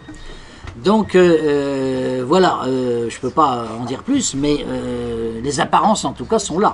On a l'impression. Et alors, je vous dirais quelqu'un qui va dans le sens de ce que je vous dis là, c'est Philippe de Villiers, avec qui j'ai dîné il y a 2 mois à peu près, qui me disait, tu sais, j'ai rencontré Poutine pendant 3 heures, il veut créer un puits du Fou en Russie, enfin 2 puits du Fou même, un auprès de Moscou, dans une forêt, et un deuxième en Crimée. Et au début de l'entretien que j'ai eu avec lui, j'ai eu vraiment l'impression d'être face au président de la Russie, bon, ce qui est déjà pas rien. Mais au bout de 3 heures, avec les discussions qu'on a eues, j'ai eu l'impression, bien sûr, j'étais toujours devant le président de la Russie, mais j'ai eu l'impression que j'étais devant le défenseur des chrétiens. Parce qu'il m'a tenu des discours sur la nécessité de lutter contre le sécularisme, de défendre le christianisme, notamment en Orient où il est persécuté, ce que disait tout à l'heure frère Thierry. Et donc, il se posait presque comme une espèce de chef politique, si vous voulez, de la chrétienté, en disant il faut faire des alliances en Occident, notamment rapprocher l'Église orthodoxe de l'Église catholique pour lutter contre le mal commun qui est le sécularisme et la démoralisation de la société. Alors voilà, bon, pour un un portrait, si vous voulez, de Poutine, si je puis dire, dans son jus social et religieux, hein, dans son entourage, parce qu'un homme n'est jamais totalement distinct de l'entourage qui est autour de lui. Les résultats, alors là je vais être plus bref parce que l'heure tourne, mais la réussite économique et sociale est assez évidente. Il suffit d'aller à Moscou d'ailleurs, c'est une ville très riche aujourd'hui, très riche, où il y a des embouteillages épouvantables d'ailleurs, ce qui prouve que les gens ont des voitures déjà. Le niveau de vie moyen est à peu près le 2/3 de celui qu'on a ici, parce qu'il partait de très bas. Il a été multiplié par 2 en moins de 10 ans. Et c'est une des raisons aussi de la popularité de Poutine, c'est cette très grande réussite économique. On va dire oui, la réussite économique, elle vient du pétrole et du gaz. En partie, oui. Mais c'est en partie seulement, parce que vous avez toute une industrie russe très poussée, très importante, qui ne se limite pas au gaz et au pétrole. Enfin, j'en ai dit un mot tout à l'heure, je ne reviendrai pas là-dessus. Les comptes financiers de la Russie sont très sains, le budget est en excédent, les impôts sont très bas, comme je vous disais, l'endettement de l'État est très faible. Alors il a beaucoup augmenté depuis un an, à cause de la crise économique qu'ils viennent d'avoir. Il est passé de 10% à 14% du PIB, mais enfin en France on est à 80-90%. Donc ça n'a au même somme, on peut dire. Donc c'est complètement différent. Donc la situation économique n'est pas mauvaise. Tout récemment, il y a une analyse du professeur Sapir qui est très juste, qui montre qu'il y a une crise, c'est vrai, indiscutablement, mais que les fondamentaux sont bons et que le pays est parti pour continuer sa croissance. Et d'ailleurs, moi je vois le patronat franco-russe, disons que je vois, ils veulent continuer absolument à se développer en Russie, malgré les sanctions. Parce qu'ils pensent qu'il y a des marchés énormes à conquérir, parce que donc ils ont confiance dans l'avenir de la Russie. S'ils n'avaient pas confiance, ils ne feraient pas ça, évidemment. D'ailleurs, il y a un truc un peu stupide, je veux dire, qu'on entend de temps en temps les journaux occidentaux, alors notamment ça vient souvent de Washington, disant qu'il faut isoler la Russie, économiquement. Mais isoler la Russie, regardez, il suffit de regarder un globe terrestre. Comment voulez-vous isoler un continent? C'est aussi grand que l'Afrique ou l'Amérique du Sud. Vous ne pouvez pas isoler la Russie comme on isole la Belgique ou la Suisse. Enfin, c'est complètement idiot. Et même en admettant qu'on crée une frontière étanche, ce qui serait catastrophique, mais enfin, il y en a qui voudraient ça, entre l'Europe occidentale et la Russie se tournera vers l'Inde, vers la Chine, où elle a aussi des marchés considérables. Donc, et de toute façon, elle le fait. Bon. Deuxième remarque, en dehors de la réussite économique, la réussite politique est évidente, c'est la stabilité du pays. Alors, on reproche ça, bien sûr. Stabilité, il paraît que c'est très mal, ça veut dire que c'est une dictature. Mais enfin, des gens qui ont été réélus 3-4 fois président de la République, il y en a eu en Occident, hein, à commencer par Roosevelt aux États-Unis. Bon, maintenant c'est plus possible, puisqu'il y a une règle, on ne peut pas être plus de 2 fois président. Bon. Mais la stabilité, c'est sûr que c'est un facteur très important pour le pays, stabilité politique. Le renforcement de l'État et surtout du budget de l'armée, alors là c'est tout à fait considérable. Vous avez une montée en puissance de l'armée russe actuellement et des très hautes technologies tout à fait impressionnantes, qui d'ailleurs inquiètent l'OTAN évidemment. Et actuellement, le budget de la défense russe, c'est le 3e du monde, je crois, juste après les États-Unis, qui d'ailleurs ont 40% du budget mondial à eux seuls. Hein. Les Russes en sont encore très loin. Et puis ensuite, vous avez la Chine, et juste après la Chine, vous avez donc la Russie. Et la Russie, sur le plan des forces nucléaires, est à égalité avec les Américains, même un petit peu plus supérieure, elle a un petit peu plus de têtes nucléaires. Donc c'est une énorme puissance militaire, et il faut compter avec cela. Il n'y a pas que l'aspect matériel, comme toujours. Alors ça, c'est la grande qualité, je trouve, du gouvernement russe. Il y a toujours l'aspect matériel et l'aspect spirituel ou moral, chez eux, qui est très important, alors que chez nous, on le néglige complètement. On essaye de forger un nouveau patriotisme dans la jeunesse, en recréant les cours d'éducation civique, militaire, dans les écoles, en créant des écoles militaires spéciales qui formeront bien sûr des officiers, mais qui peuvent aussi former des cadres, simplement, comme l'école polytechnique en France forme des cadres avec une discipline militaire. Donc on recrée tout ça, on crée même des écoles de Cosaques. Et récemment, d'ailleurs, on interviewait sur Sputnik, qui est la radio russe francophone que je représente un peu ici, on interviewait un gamin d'une douzaine d'années en disant d'une école de Cosaques. Qu'est-ce que tu veux faire plus tard comme métier? Et le gamin répond, je veux être patriote. Voilà, donc il y a cet aspect de la remilitarisation au bon sens du terme, si vous voulez, du pays, qui est quelque chose d'essentiel. Il y a l'éducation, je viens d'en parler un instant. L'éducation russe, alors, l'éducation c'était un domaine, si vous voulez, qui avait de grandes faiblesses à l'époque soviétique, parce qu'il y avait la dictature du marxisme, bien sûr, mais ça marchait quand même pas mal, notamment au niveau des sciences. Et l'Union soviétique avait d'excellents ingénieurs, sinon ils n'auraient pas envoyé des satellites dans l'espace, etc. Bon. Donc ils ont gardé cette tradition. Et alors, la semaine dernière, juste cette anecdote vous montrant un peu l'ambiance scolaire là-bas, Donc on m'avait affecté 2 jeunes filles pour m'aider à me balader dans Moscou, à aller acheter des livres notamment. On va dans une grande librairie, une librairie sur 8 étages d'ailleurs, absolument quelque chose de gigantesque. Et alors, après, je prends un verre avec ces 2 jeunes filles et je leur dis, mais vous m'avez l'air d'avoir une immense culture, parce qu'elles me parlaient de l'histoire de l'art, elles me parlaient de Balzac, de Victor Hugo, enfin toutes sortes de choses. Je disais quand même, pour des filles qui ont une vingtaine d'années, elles ont l'air d'avoir une culture solide. Alors elles sortaient de l'université Saint-Hirone, hein, c'est-à-dire l'université orthodoxe, donc je me suis dit c'est peut-être pour ça. Bon. Elle me dit non, non, c'est très général, ceux qui sont dans l'enseignement laïque c'est pareil. Elle me dit, vous savez, moi dans ma famille, tous les soirs, mon père me disait tu vas lire un chapitre de la grande littérature classique russe, un chapitre de Tolstoï, un chapitre de Dostoïevski, etc. Mais quand j'avais 8 ans, on m'obligeait à faire ça, le soir. Et le lendemain matin, au petit déjeuner, mon père m'interviewait pour savoir si j'avais bien lu le chapitre. Donc déjà, ça fait une pression, bon, pression familiale. Mais en plus de la pression familiale, vous avez les instituteurs qui disaient toujours il faut lire, il faut lire, il faut lire. Et puis pareil, évidemment, ensuite au lycée. Et il dit, ce qui fait que quand on arrive à l'adolescence, bon, ben, on est habitué à lire, parce qu'on nous a tellement forcé à lire que c'est devenu une seconde nature. Et ça, c'est sans doute un des drames de la France contemporaine, c'est cette rupture qu'il y a des générations par le fait que notre système scolaire aujourd'hui n'enseigne plus vraiment la culture générale française, l'histoire de la patrie française et toutes ces choses-là.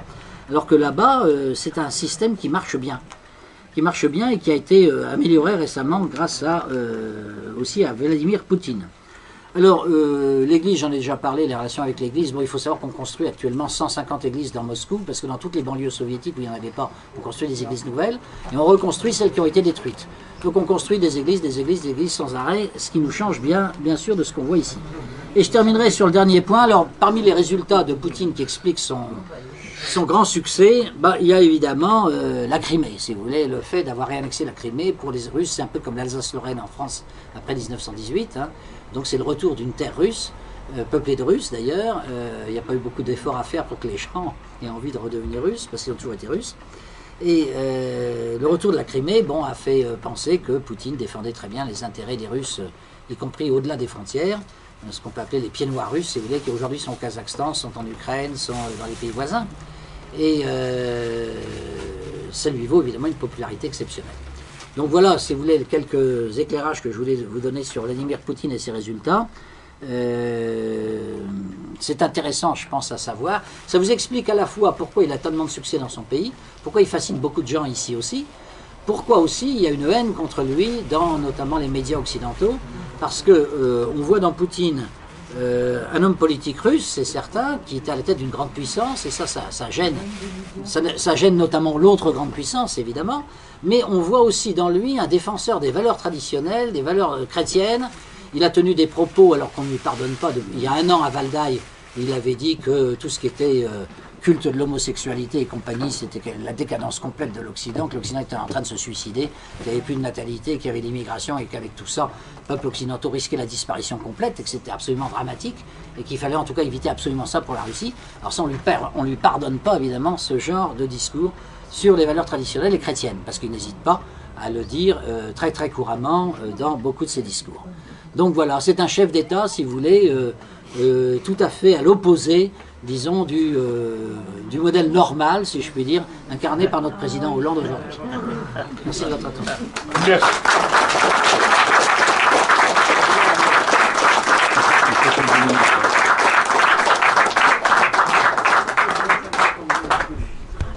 D'abord, je tiens à vous remercier chaleureusement de cet aperçu sur la Russie actuelle. Et on pourrait faire bien d'autres développements, évoquer, on a parlé de l'influence des slavophiles sur la pensée de Poutine, mais aussi de la géopolitique. L'influence de Dugin, entre autres, sur la théorie de l'Eurasie, qui est important. Et quant au groupe de Valdaï, je ferai peut-être en rêve, j'en connais quelques-uns qui participent à vos travaux, c'est une sorte de résurgence de la Sainte Alliance, en quelque sorte. Espérons-le. Voilà. Bon, prions pour cela, surtout en cette période de carême. Alors, est-ce qu'il y a des questions à poser? Alors, oui, il a 2 filles, à ma connaissance. Boris. Il est très discret sur sa vie privée. Hein. Je veux dire quelque chose à propos de Poutine, d'où viennent ses forces aussi. Peut-être souligner que par rapport à ses précédents, comme Yeltsin et Gorbatchev, qui ne connaissaient pas l'Occident. Ils rêvaient l'Occident. Et Poutine, qui a travaillé en Allemagne, qui connaissait l'allemand, la langue allemande très bien,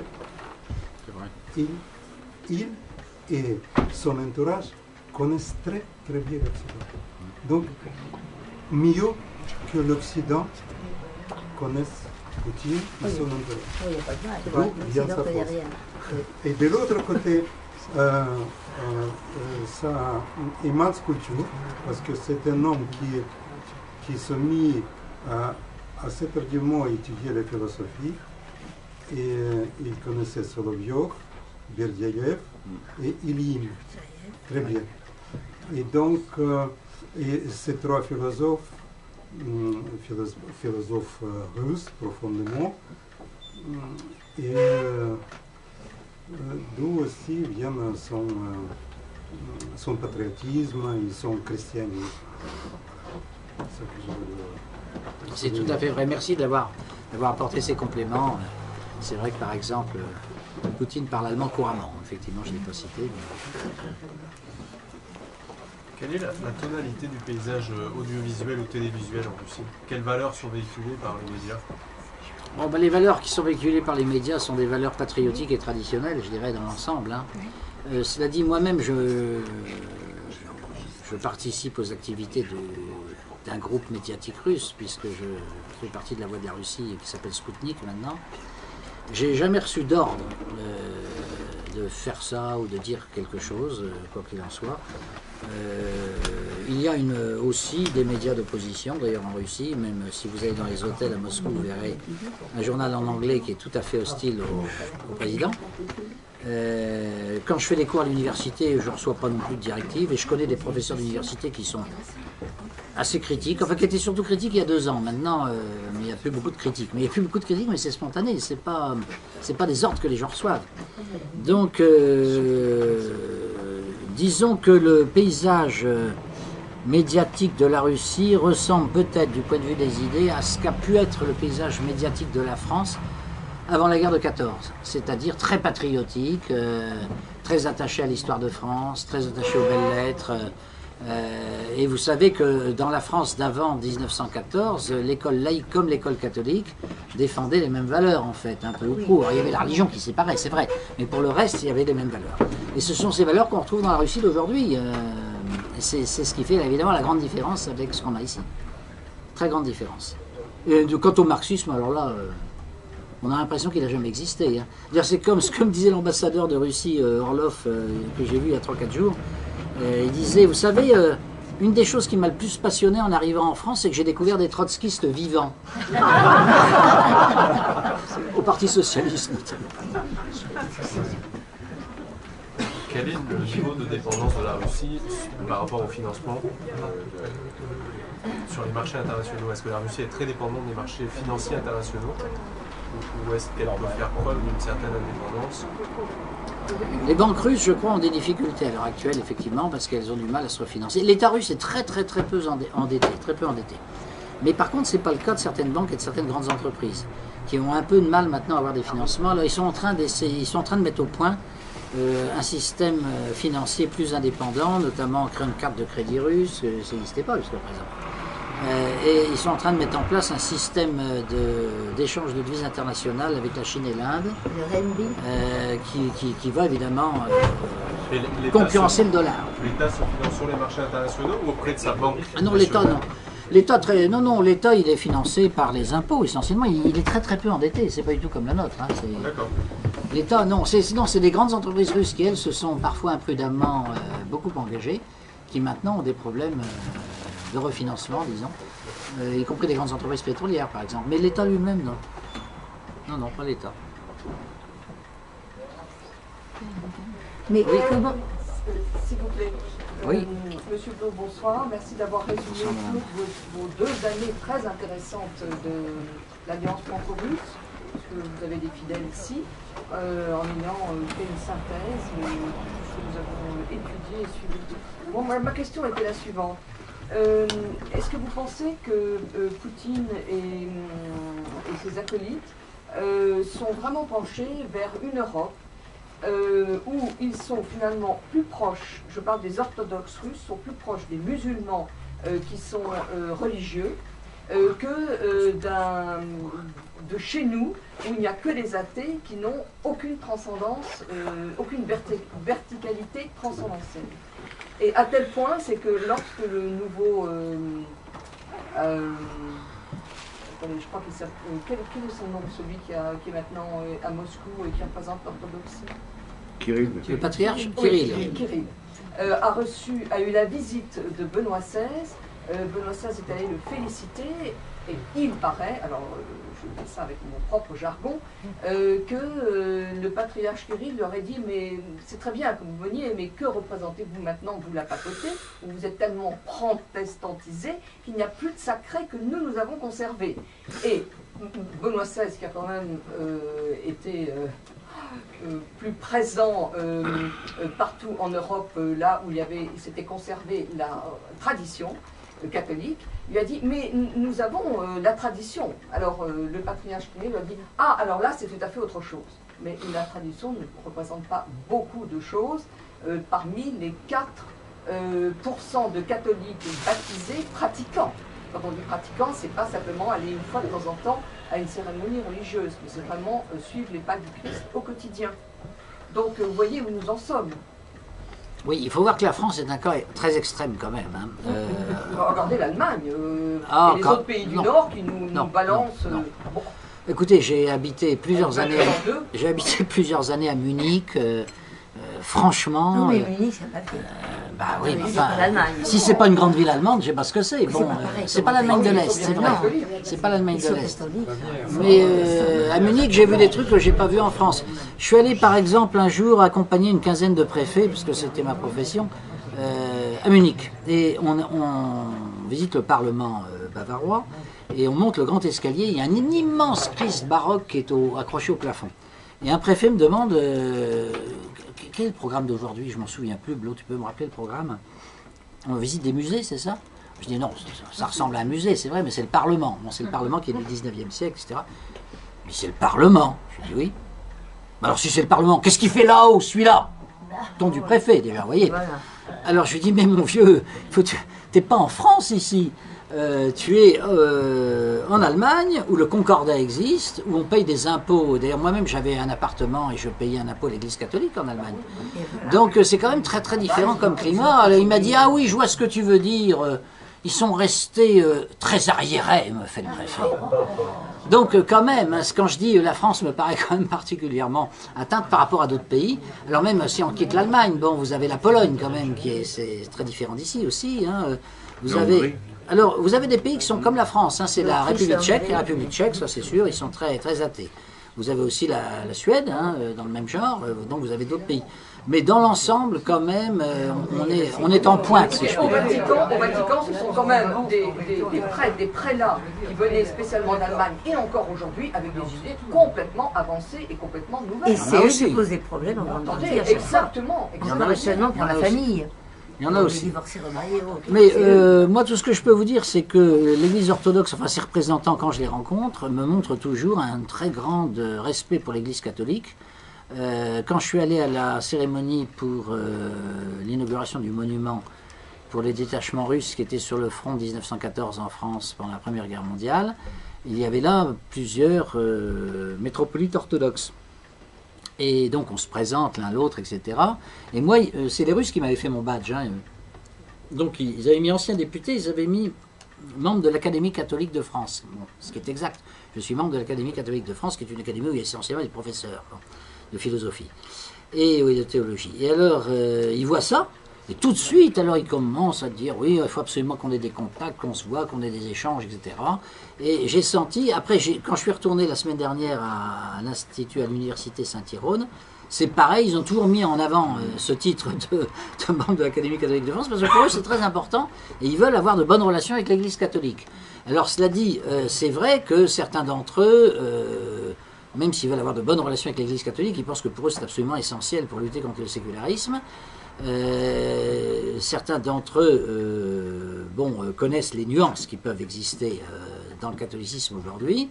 Et je me souviens d'un métropolite, c'était à l'époque de, c'est vieux, hein, c'était à l'époque de Yeltsin, métropolite de Moscou, qui s'appelait Pitirim, qui était un saint homme qui avait été d'ailleurs au Goulag pas mal d'années. Et il m'a dit deux choses qui m'ont beaucoup frappé. La première chose qui m'avait frappé, c'est qu'il me dit d'abord j'ai honte de vous recevoir dans ma cathédrale. Alors, je dis il n'y a pas de quoi, elle est belle votre cathédrale. Il dit non, mais c'est pas là que règne l'esprit. Je dis c'est inquiétant. Alors il règne où l'esprit? Ah ben l'esprit il est au monastère bien sûr. Donc si vous voulez connaître l'orthodoxie, il faut venir au monastère, parce qu'il n'y a que le monastère, c'est ça qui compte. Alors, il faut bien qu'on ait des églises, donc on en a, mais c'est quand même le monastère. Alors ça c'est une particularité de l'orthodoxie russe, c'est que les patriarches viennent toujours du milieu monastique. Ils ne viennent pas du milieu, disons, des évêques et des prêtres de paroisse. Donc, et oui, oui. Oui, mais ça crée à mon avis un état d'esprit un peu différent dans la direction de l'Église, parce que les moines sont moins tentés par le monde, peut-être. Hein, je sais pas, c'est une question que je pose, bon, mais qu'on pourrait poser à la hiérarchie catholique. Les moines sont pas mariés. Ah non, les moines, non. Parce que les prêtres se mariaient, c'est pour ça qu'ils faisaient toujours leurs événements. Oui, c'est ça. Bah oui. Mais le résultat, c'est que c'est un état d'esprit, c'est un peu différent quand même, l'état d'esprit du moine, n'est-ce pas, est un peu différent forcément. Et alors, la deuxième chose qu'il m'a dit, qui m'avait frappé, il m'a dit, je voudrais des contacts avec l'Église catholique. Mais c'est ce qu'ils me disent tout le temps quand je vais là-bas. Alors je dis, bah écoutez, oui, des contacts, je peux vous en organiser, c'est des choses possibles. Il me dit, oui, mais je voudrais... Alors, Pitirim, donc l'archevêque de Moscou de l'époque, me dit, je voudrais pas des contacts avec n'importe quelle église catholique. Alors, je lui dis, mais attendez, les catholiques, c'est pas comme l'église protestante, il n'y a pas plusieurs églises. Il dit, non, non, je sais bien. Mais je sais qu'il y a une branche qui est beaucoup plus proche de la tradition que les autres, etc. J'ai entendu parler d'un évêque français pour lequel j'ai une immense admiration, et c'est ces gens-là que je voudrais voir, c'est Monseigneur Lefebvre. Non mais quand vous arrivez à Moscou, qu'on vous dit ça, au départ, j'étais très débutant dans la Russie à l'époque, j'étais très surpris. Voilà. Mais cela dit, encore une fois, ils ont beaucoup de respect pour l'Église catholique, et leur plus grande tristesse, c'est de voir quand l'Église s'éloigne de la tradition, bien sûr, et leur plus grande joie, c'est d'essayer de passer des accords avec l'Église catholique pour lutter contre l'ennemi commun. Et c'est comme ça qu'il y a un an, il y a eu un accord passé entre le patriarche et le primat de l'Église polonaise, dont j'ai oublié le nom, pour tirer un trait sur les querelles russo-polonaises, et en même temps sur les querelles entre l'Église catholique et l'Église orthodoxe. Ils ont signé une espèce de traité commun, dont la presse française d'ailleurs a presque pas parlé, mais on peut le retrouver sur Internet, je pense. Et dans ce traité, les deux églises disent qu'elles doivent combattre l'ennemi du sécularisme occidental et de la démoralisation de l'Occident, et qu'il faut réunir les forces, en gros. Voilà, c'est quand même le discours dominant, je trouve, là-bas, quand on rencontre les hiérarques de l'Église orthodoxe. C'est plutôt un discours amical à l'égard de l'Église catholique, voilà, quand même. Mais il n'y a pas d'unanimité. Unanimité comme ça, absolue, vous présentez un peu. Oui. C'est certainement une façon idyllique, si vous voulez. Oui. Mais dans l'Église orthodoxe, il y a des farouches ennemis du catholicisme. Sans doute. J'ai rencontré des prêtres qui me disaient « Ah, les catholiques, mais ça c'est des hérétiques. » Oui. Oui. Tout court. En Tout de France, ils ne suite, sont pas tout du de tout suite, sympathiques tout avec de suite. Après, il y a toute une partie d'intelligence, une très grande partie d'intelligence russe, anti-Poutine, farouche opposant de Poutine. Oui, oui. Vous savez, c'est très bien. Pourquoi ça? Parce qu'il y a une tradition de l'intelligence russe d'être toujours contre le pouvoir. Et après, il regrette, mortellement. C'est passé comme ça avec la monarchie. Toute l'intelligence est très grande. Tolstoï, par exemple, il était anti-tsar. Après, il mordait le doigt. Ça, c'est certain. Mais c'est la tradition russe. L'intelligence russe, elle est schizophrène. Aujourd'hui, Poutine, c'est divisé, je pense. Je pense que le milieu est assez divisé. Mais toutes les attaques de l'Occident, évidemment, renforcent aussi le courant de Poutine. Absolument. Parce que plus on attaque Poutine et plus on attaque la Russie, évidemment, et plus ça recrée, forcément, c'est une réaction naturelle d'un corps social attaqué. Donc pour Poutine, c'est presque une bonne chose, je dirais, d'être attaqué. Oui. Est-ce qu'il existe de la franc-maçonnerie en Russie? Très faible. Je crois que ça existe, mais c'est très très faible. Donc ça n'a pas d'incidence. Non, Sur les lois. ça m'a vraiment pas frappé. Hein. Je sais qu'il y en a, bien sûr, mais non, c'est pas du tout comparable avec ici. Tout à fait différent. D'abord, c'était interdit à l'époque soviétique, donc déjà, pour commencer. Et puis depuis, il y a eu des tentatives d'implantation, mais ça n'a jamais été très loin, à ma connaissance. Hein. Les églises évangélistes américaines. Oui, il y a une tentative de ces églises pour s'implanter. Alors là, pour le coup, elle rencontre une très forte opposition de l'Église orthodoxe qui, à la limite, essaye de faire appel à l'État quand c'est possible pour essayer de freiner ces tentatives-là. Alors il y a toute une série de lois qui ont été adoptées, qui ont été très critiquées en Occident, qui obligent par exemple les organisations qui sont financées par l'étranger de se déclarer comme telles, comme organisation de l'étranger. Bon, C'est normal. parce qu'on veut y voir plus clair, quoi. Et il faut bien reconnaître qu'une bonne partie de ces organisations, souvent, ont animé des mouvements subversifs en Russie. Donc, évidemment, les Russes se défendent, qu'est-ce que vous voulez. Oui. Et c'est vrai, notamment pour ces églises-là. On retrouve le même phénomène au Kazakhstan. Au Kazakhstan, vous avez un État... C'est très curieux, le Kazakhstan. C'est intéressant, d'ailleurs, parce que c'est un État binational, et bireligieux, si je puis dire. Binational, c'est-à-dire que vous avez des Russes au nord et vous avez des Kazakhs au sud.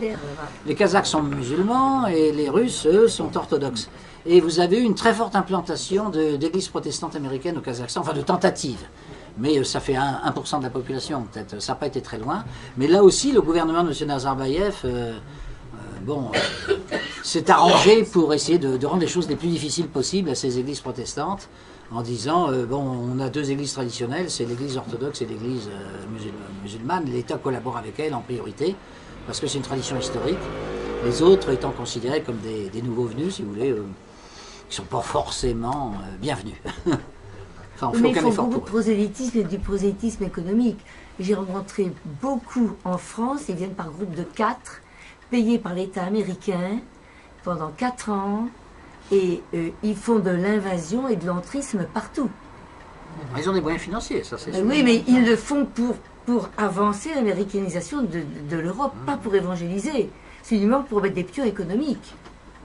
Oui, mais là-bas, justement, en Russie, Énormément. En Russie, ils ne peuvent pas faire ça, à mon avis. On n'est pas dans le même contexte. Vous avez C'est tout beaucoup autour de plus- Paris. Ah bah en France, non, c'est en France. Affolant. On n'a pas beaucoup de défense, nous, hein, ça c'est tout à fait certain. En Ukraine, ils ont joué un rôle aussi. Mais dire le Premier ministre Yatsenyuk, bizarrement, est un protestant, ce qui est assez rare dans la société ukrainienne, mais c'est parce qu'il vient du milieu anglo-saxon, en fait. Hein, il a été Ah formé oui, là-bas. il y en a qui sa femme qui était aussi oui. président là-bas. Oui. Vous avez, je ne sais pas, un quart des ministres du gouvernement ukrainien de Kiev actuel qui sont des étrangers, qui viennent de Lituanie, qui viennent des États-Unis, qui viennent du Canada. On a un ministre canadien. Les Américains, oui. On appelle Oui, ça un mais c'est une gouvernement, colonie un américaine. gouvernement nationaliste. Moi, je veux bien, mais c'est un peu Oui, mais spécial. c'est une colonie américaine, puisque c'est dans les thèses de Brzezinski qu'il faut séparer l'Ukraine. oui, De bien toute sûr. façon, Et la Roumanie? Est-ce que ça existe Je n'ai pas parlé de l'Ukraine parce que vous allez avoir une très belle conférence de Kochko là-dessus dans quelques semaines. je Mardi crois. prochain, non, Donc, mardi après Pâques. Si ça vous fait rien, on n'en parle pas. Il sera très bon de toute façon, il vous dira des choses mieux que moi. et quelle a été la réaction après la mort de Marjorie là-bas? Ben, les Russes aimaient beaucoup Marjorie, enfin les élites, hein. Bon, le peuple ne connaissait pas, mais les élites russes connaissaient très bien Marjorie, il était considéré comme un grand ami de la Russie et c'était considéré comme une énorme perte. hein. C'était Ça, son tort. On dit qu'il a été assassiné, est-ce que c'est vrai? J'en sais rien. Honnêtement, j'en sais rien, c'est très difficile à Bah, de dire. toute façon, il ne faisait pas ce que voulait l'OTAN et l'Amérique. Non, Alors, non, non, mais enfin, il n'est pas le seul, mais je sais pas, c'est bizarre ce qui s'est passé, mais on n'a pas de preuve que c'est un assassinat. Je connais toute sa famille, je la connais très bien. Comme éventuel remplaçant de Poutine, mais est-il vrai qu'il est bouddhiste? Poutine? Non. avec vous. Ah, pardon, Shoigu. Alors justement, je me suis renseigné parce que on m'a dit ça aussi. Non, il vient d'une région bouddhiste. Il est né dans la République de Touva, qui, comme vous le savez, est en Sibérie et qui est bouddhiste. Mais lui, il est orthodoxe. Ah oui, oui, il est orthodoxe, Shoigu, oui, tout à fait. Mais sa famille, je pense qu'il doit être, il y a son père ou sa mère, un des deux, qui est d'origine de Touva, donc, et qui doit être bouddhiste d'origine sans doute, et puis l'autre qui est orthodoxe, quoi. Mais lui, il est orthodoxe. Mais il vient de cette république bouddhiste, c'est vrai, d'où la confusion, quoi. Mais c'est un orthodoxe, oui. Oui, c'est sûr. Vous parliez tout à l'heure de la façon dont les musulmans en Russie ne posent pas de problème, pour le dire comme ça. Pas trop, sauf les Tchétchènes. Et Ouais. il me semble que Ouais. qu'est-ce que vous pensez, qu'est-ce que vous penseriez du fait que la France, éventuellement, dans un avenir envisageable, devienne, pour des raisons évidentes, elle-même membre de cette organisation-là, en considérant qu'après tout, c'est un des aspects de son, comment dire, de son présent, et ça peut être une façon de gérer la question.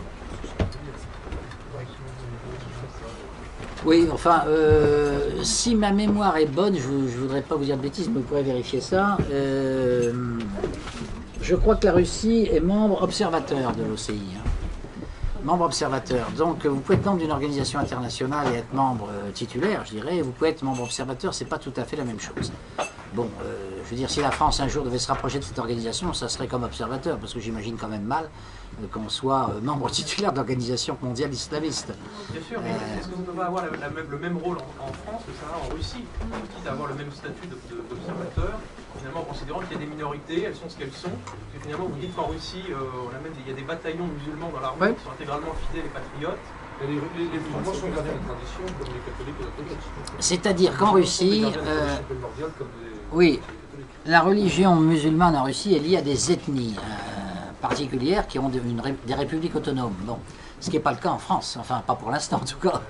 Donc on est dans un contexte historique quand même extrêmement différent. Hein. C'est extrêmement différent. C'est un peu comme si vous aviez, enfin si j'ose dire, sur le plan ethnique, puisque c'est un côté ethnique, effectivement, c'est pas purement religieux. C'est comme si vous aviez en France des bataillons, il n'y en a pas d'ailleurs, mais des bataillons alsaciens par exemple. Bon, je crois que, pourquoi pas, après tout, ce serait pas totalement impossible. Voilà, c'est un peu ça. Mais pendant la Première Guerre mondiale, en France, on réunissait bien les soldats bretons entre eux, avec un... Oui, il y a des problèmes linguistiques, ça c'était pour ça aussi. Finalement, en Belgique, vous avez des régiments flamands et des régiments wallons, mais il vaut mieux d'ailleurs, parce qu'il y a un problème linguistique quand même. Il vaut mieux que les soldats comprennent leurs officiers. Parce que justement, en 14, il y a eu ce problème. Il y avait des officiers francophones qui commandaient à des soldats flamands qui ne comprenaient pas un mot de français. C'était une des sources ensuite du malaise entre les deux communautés. C'est ce qui se passe dans les accidents dans les hôpitaux actuellement. Ça peut arriver. Beaucoup. Comment font-ils pour lutter contre les influences par les femmes musulmanes au Kazakhstan, notamment à un moment, il y a 15 ans, il était très présent. Oui, c'est vrai. Bon, alors là, c'est une action, je dirais, à multiples facettes. Mais nous, on est face au même problème, simplement, on n'a pas pris totalement la dimension du problème. En France, je me suis occupé pendant 10 ans d'antiterrorisme en France, hein, donc je peux vous en parler un peu. Dans l'antiterrorisme, quand vous voulez lutter contre l'islamisme radical, il faut d'une part faire de la répression, bien sûr, et de la surveillance avec les services secrets. Bon, les Russes ont des bons services secrets, nous aussi d'ailleurs. Et puis ensuite, il faut réprimer évidemment toutes les tentatives de déstabilisation ou d'attentat. On y arrive plus ou moins bien.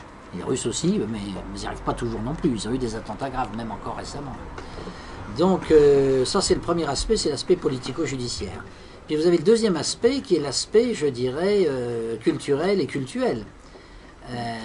C'est que dans une société, si vous voulez, déjà, je vais commencer par ce point, une société très patriotique.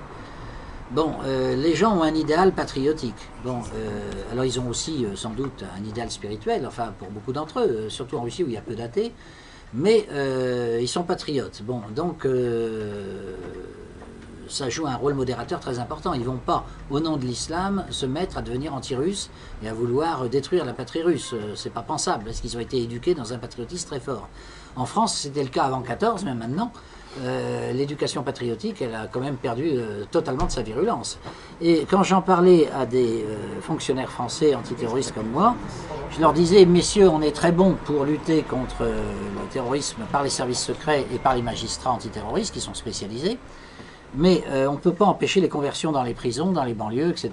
Il y a de plus en plus de convertis. Et alors, comment on va lutter contre ça? Réponse de mes collègues, si, on arrivera à freiner ce mouvement en leur enseignant les valeurs de la République et de la laïcité. Ma réponse était, mais vous rigolez ou quoi? Vous êtes prêts à mourir pour la laïcité, vous? Vous êtes vraiment le premier que je connaisse. On peut mourir pour sa famille, on peut mourir pour sa patrie, on peut mourir pour son Dieu. Alors mourir pour la laïcité, on peut mourir pour une constitution, mourir pour la sécurité sociale pendant qu'on y est aussi. Ça ne tient pas debout. Alors, en général, mes collègues étaient gênés parce qu'ils voyaient bien qu'ils avaient dit une absurdité. Mais c'est parce qu'ils ne veulent pas prendre en compte, bien sûr, autre chose que la laïcité. Et ça, c'est un point de grande faiblesse. Parce qu'en fait, on oppose à une religion une autre religion. On n'oppose pas à une religion quelque chose de matérialiste, je veux dire. En Russie, le fait que l'orthodoxie soit quand même très, très dynamique,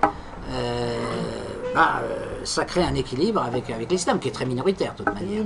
Et vous avez indiscutablement des Tartares qui deviennent orthodoxes, ça arrive. Bon. Enfin, ça arrive plus souvent que chez nous, des musulmans qui deviennent catholiques. Les musulmans sont forts ici parce que nos évêques encouragent des femmelettes. Peut-être. Parce qu'ils sont 80% sont francs-maçons, il ne faut pas l'oublier. On est dans un contexte complètement différent. Bien entendu, c'était le ministre des cultes qui les nommé pour être pontifiable au Vatican. Ah non, non, non. Ils ont refusé un mec. Donc, je vous invite à... Bon, quand je parle, j'aimerais bien avoir du silence. Restez.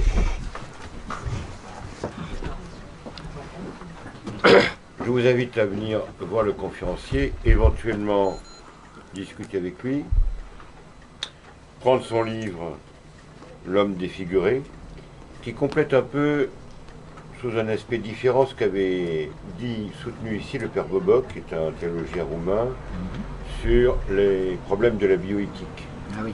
Mais ça retouche j'ai vu certains thèmes, certains auteurs de référence. Très bien. Et je vous donne rendez-vous le mardi après Pâques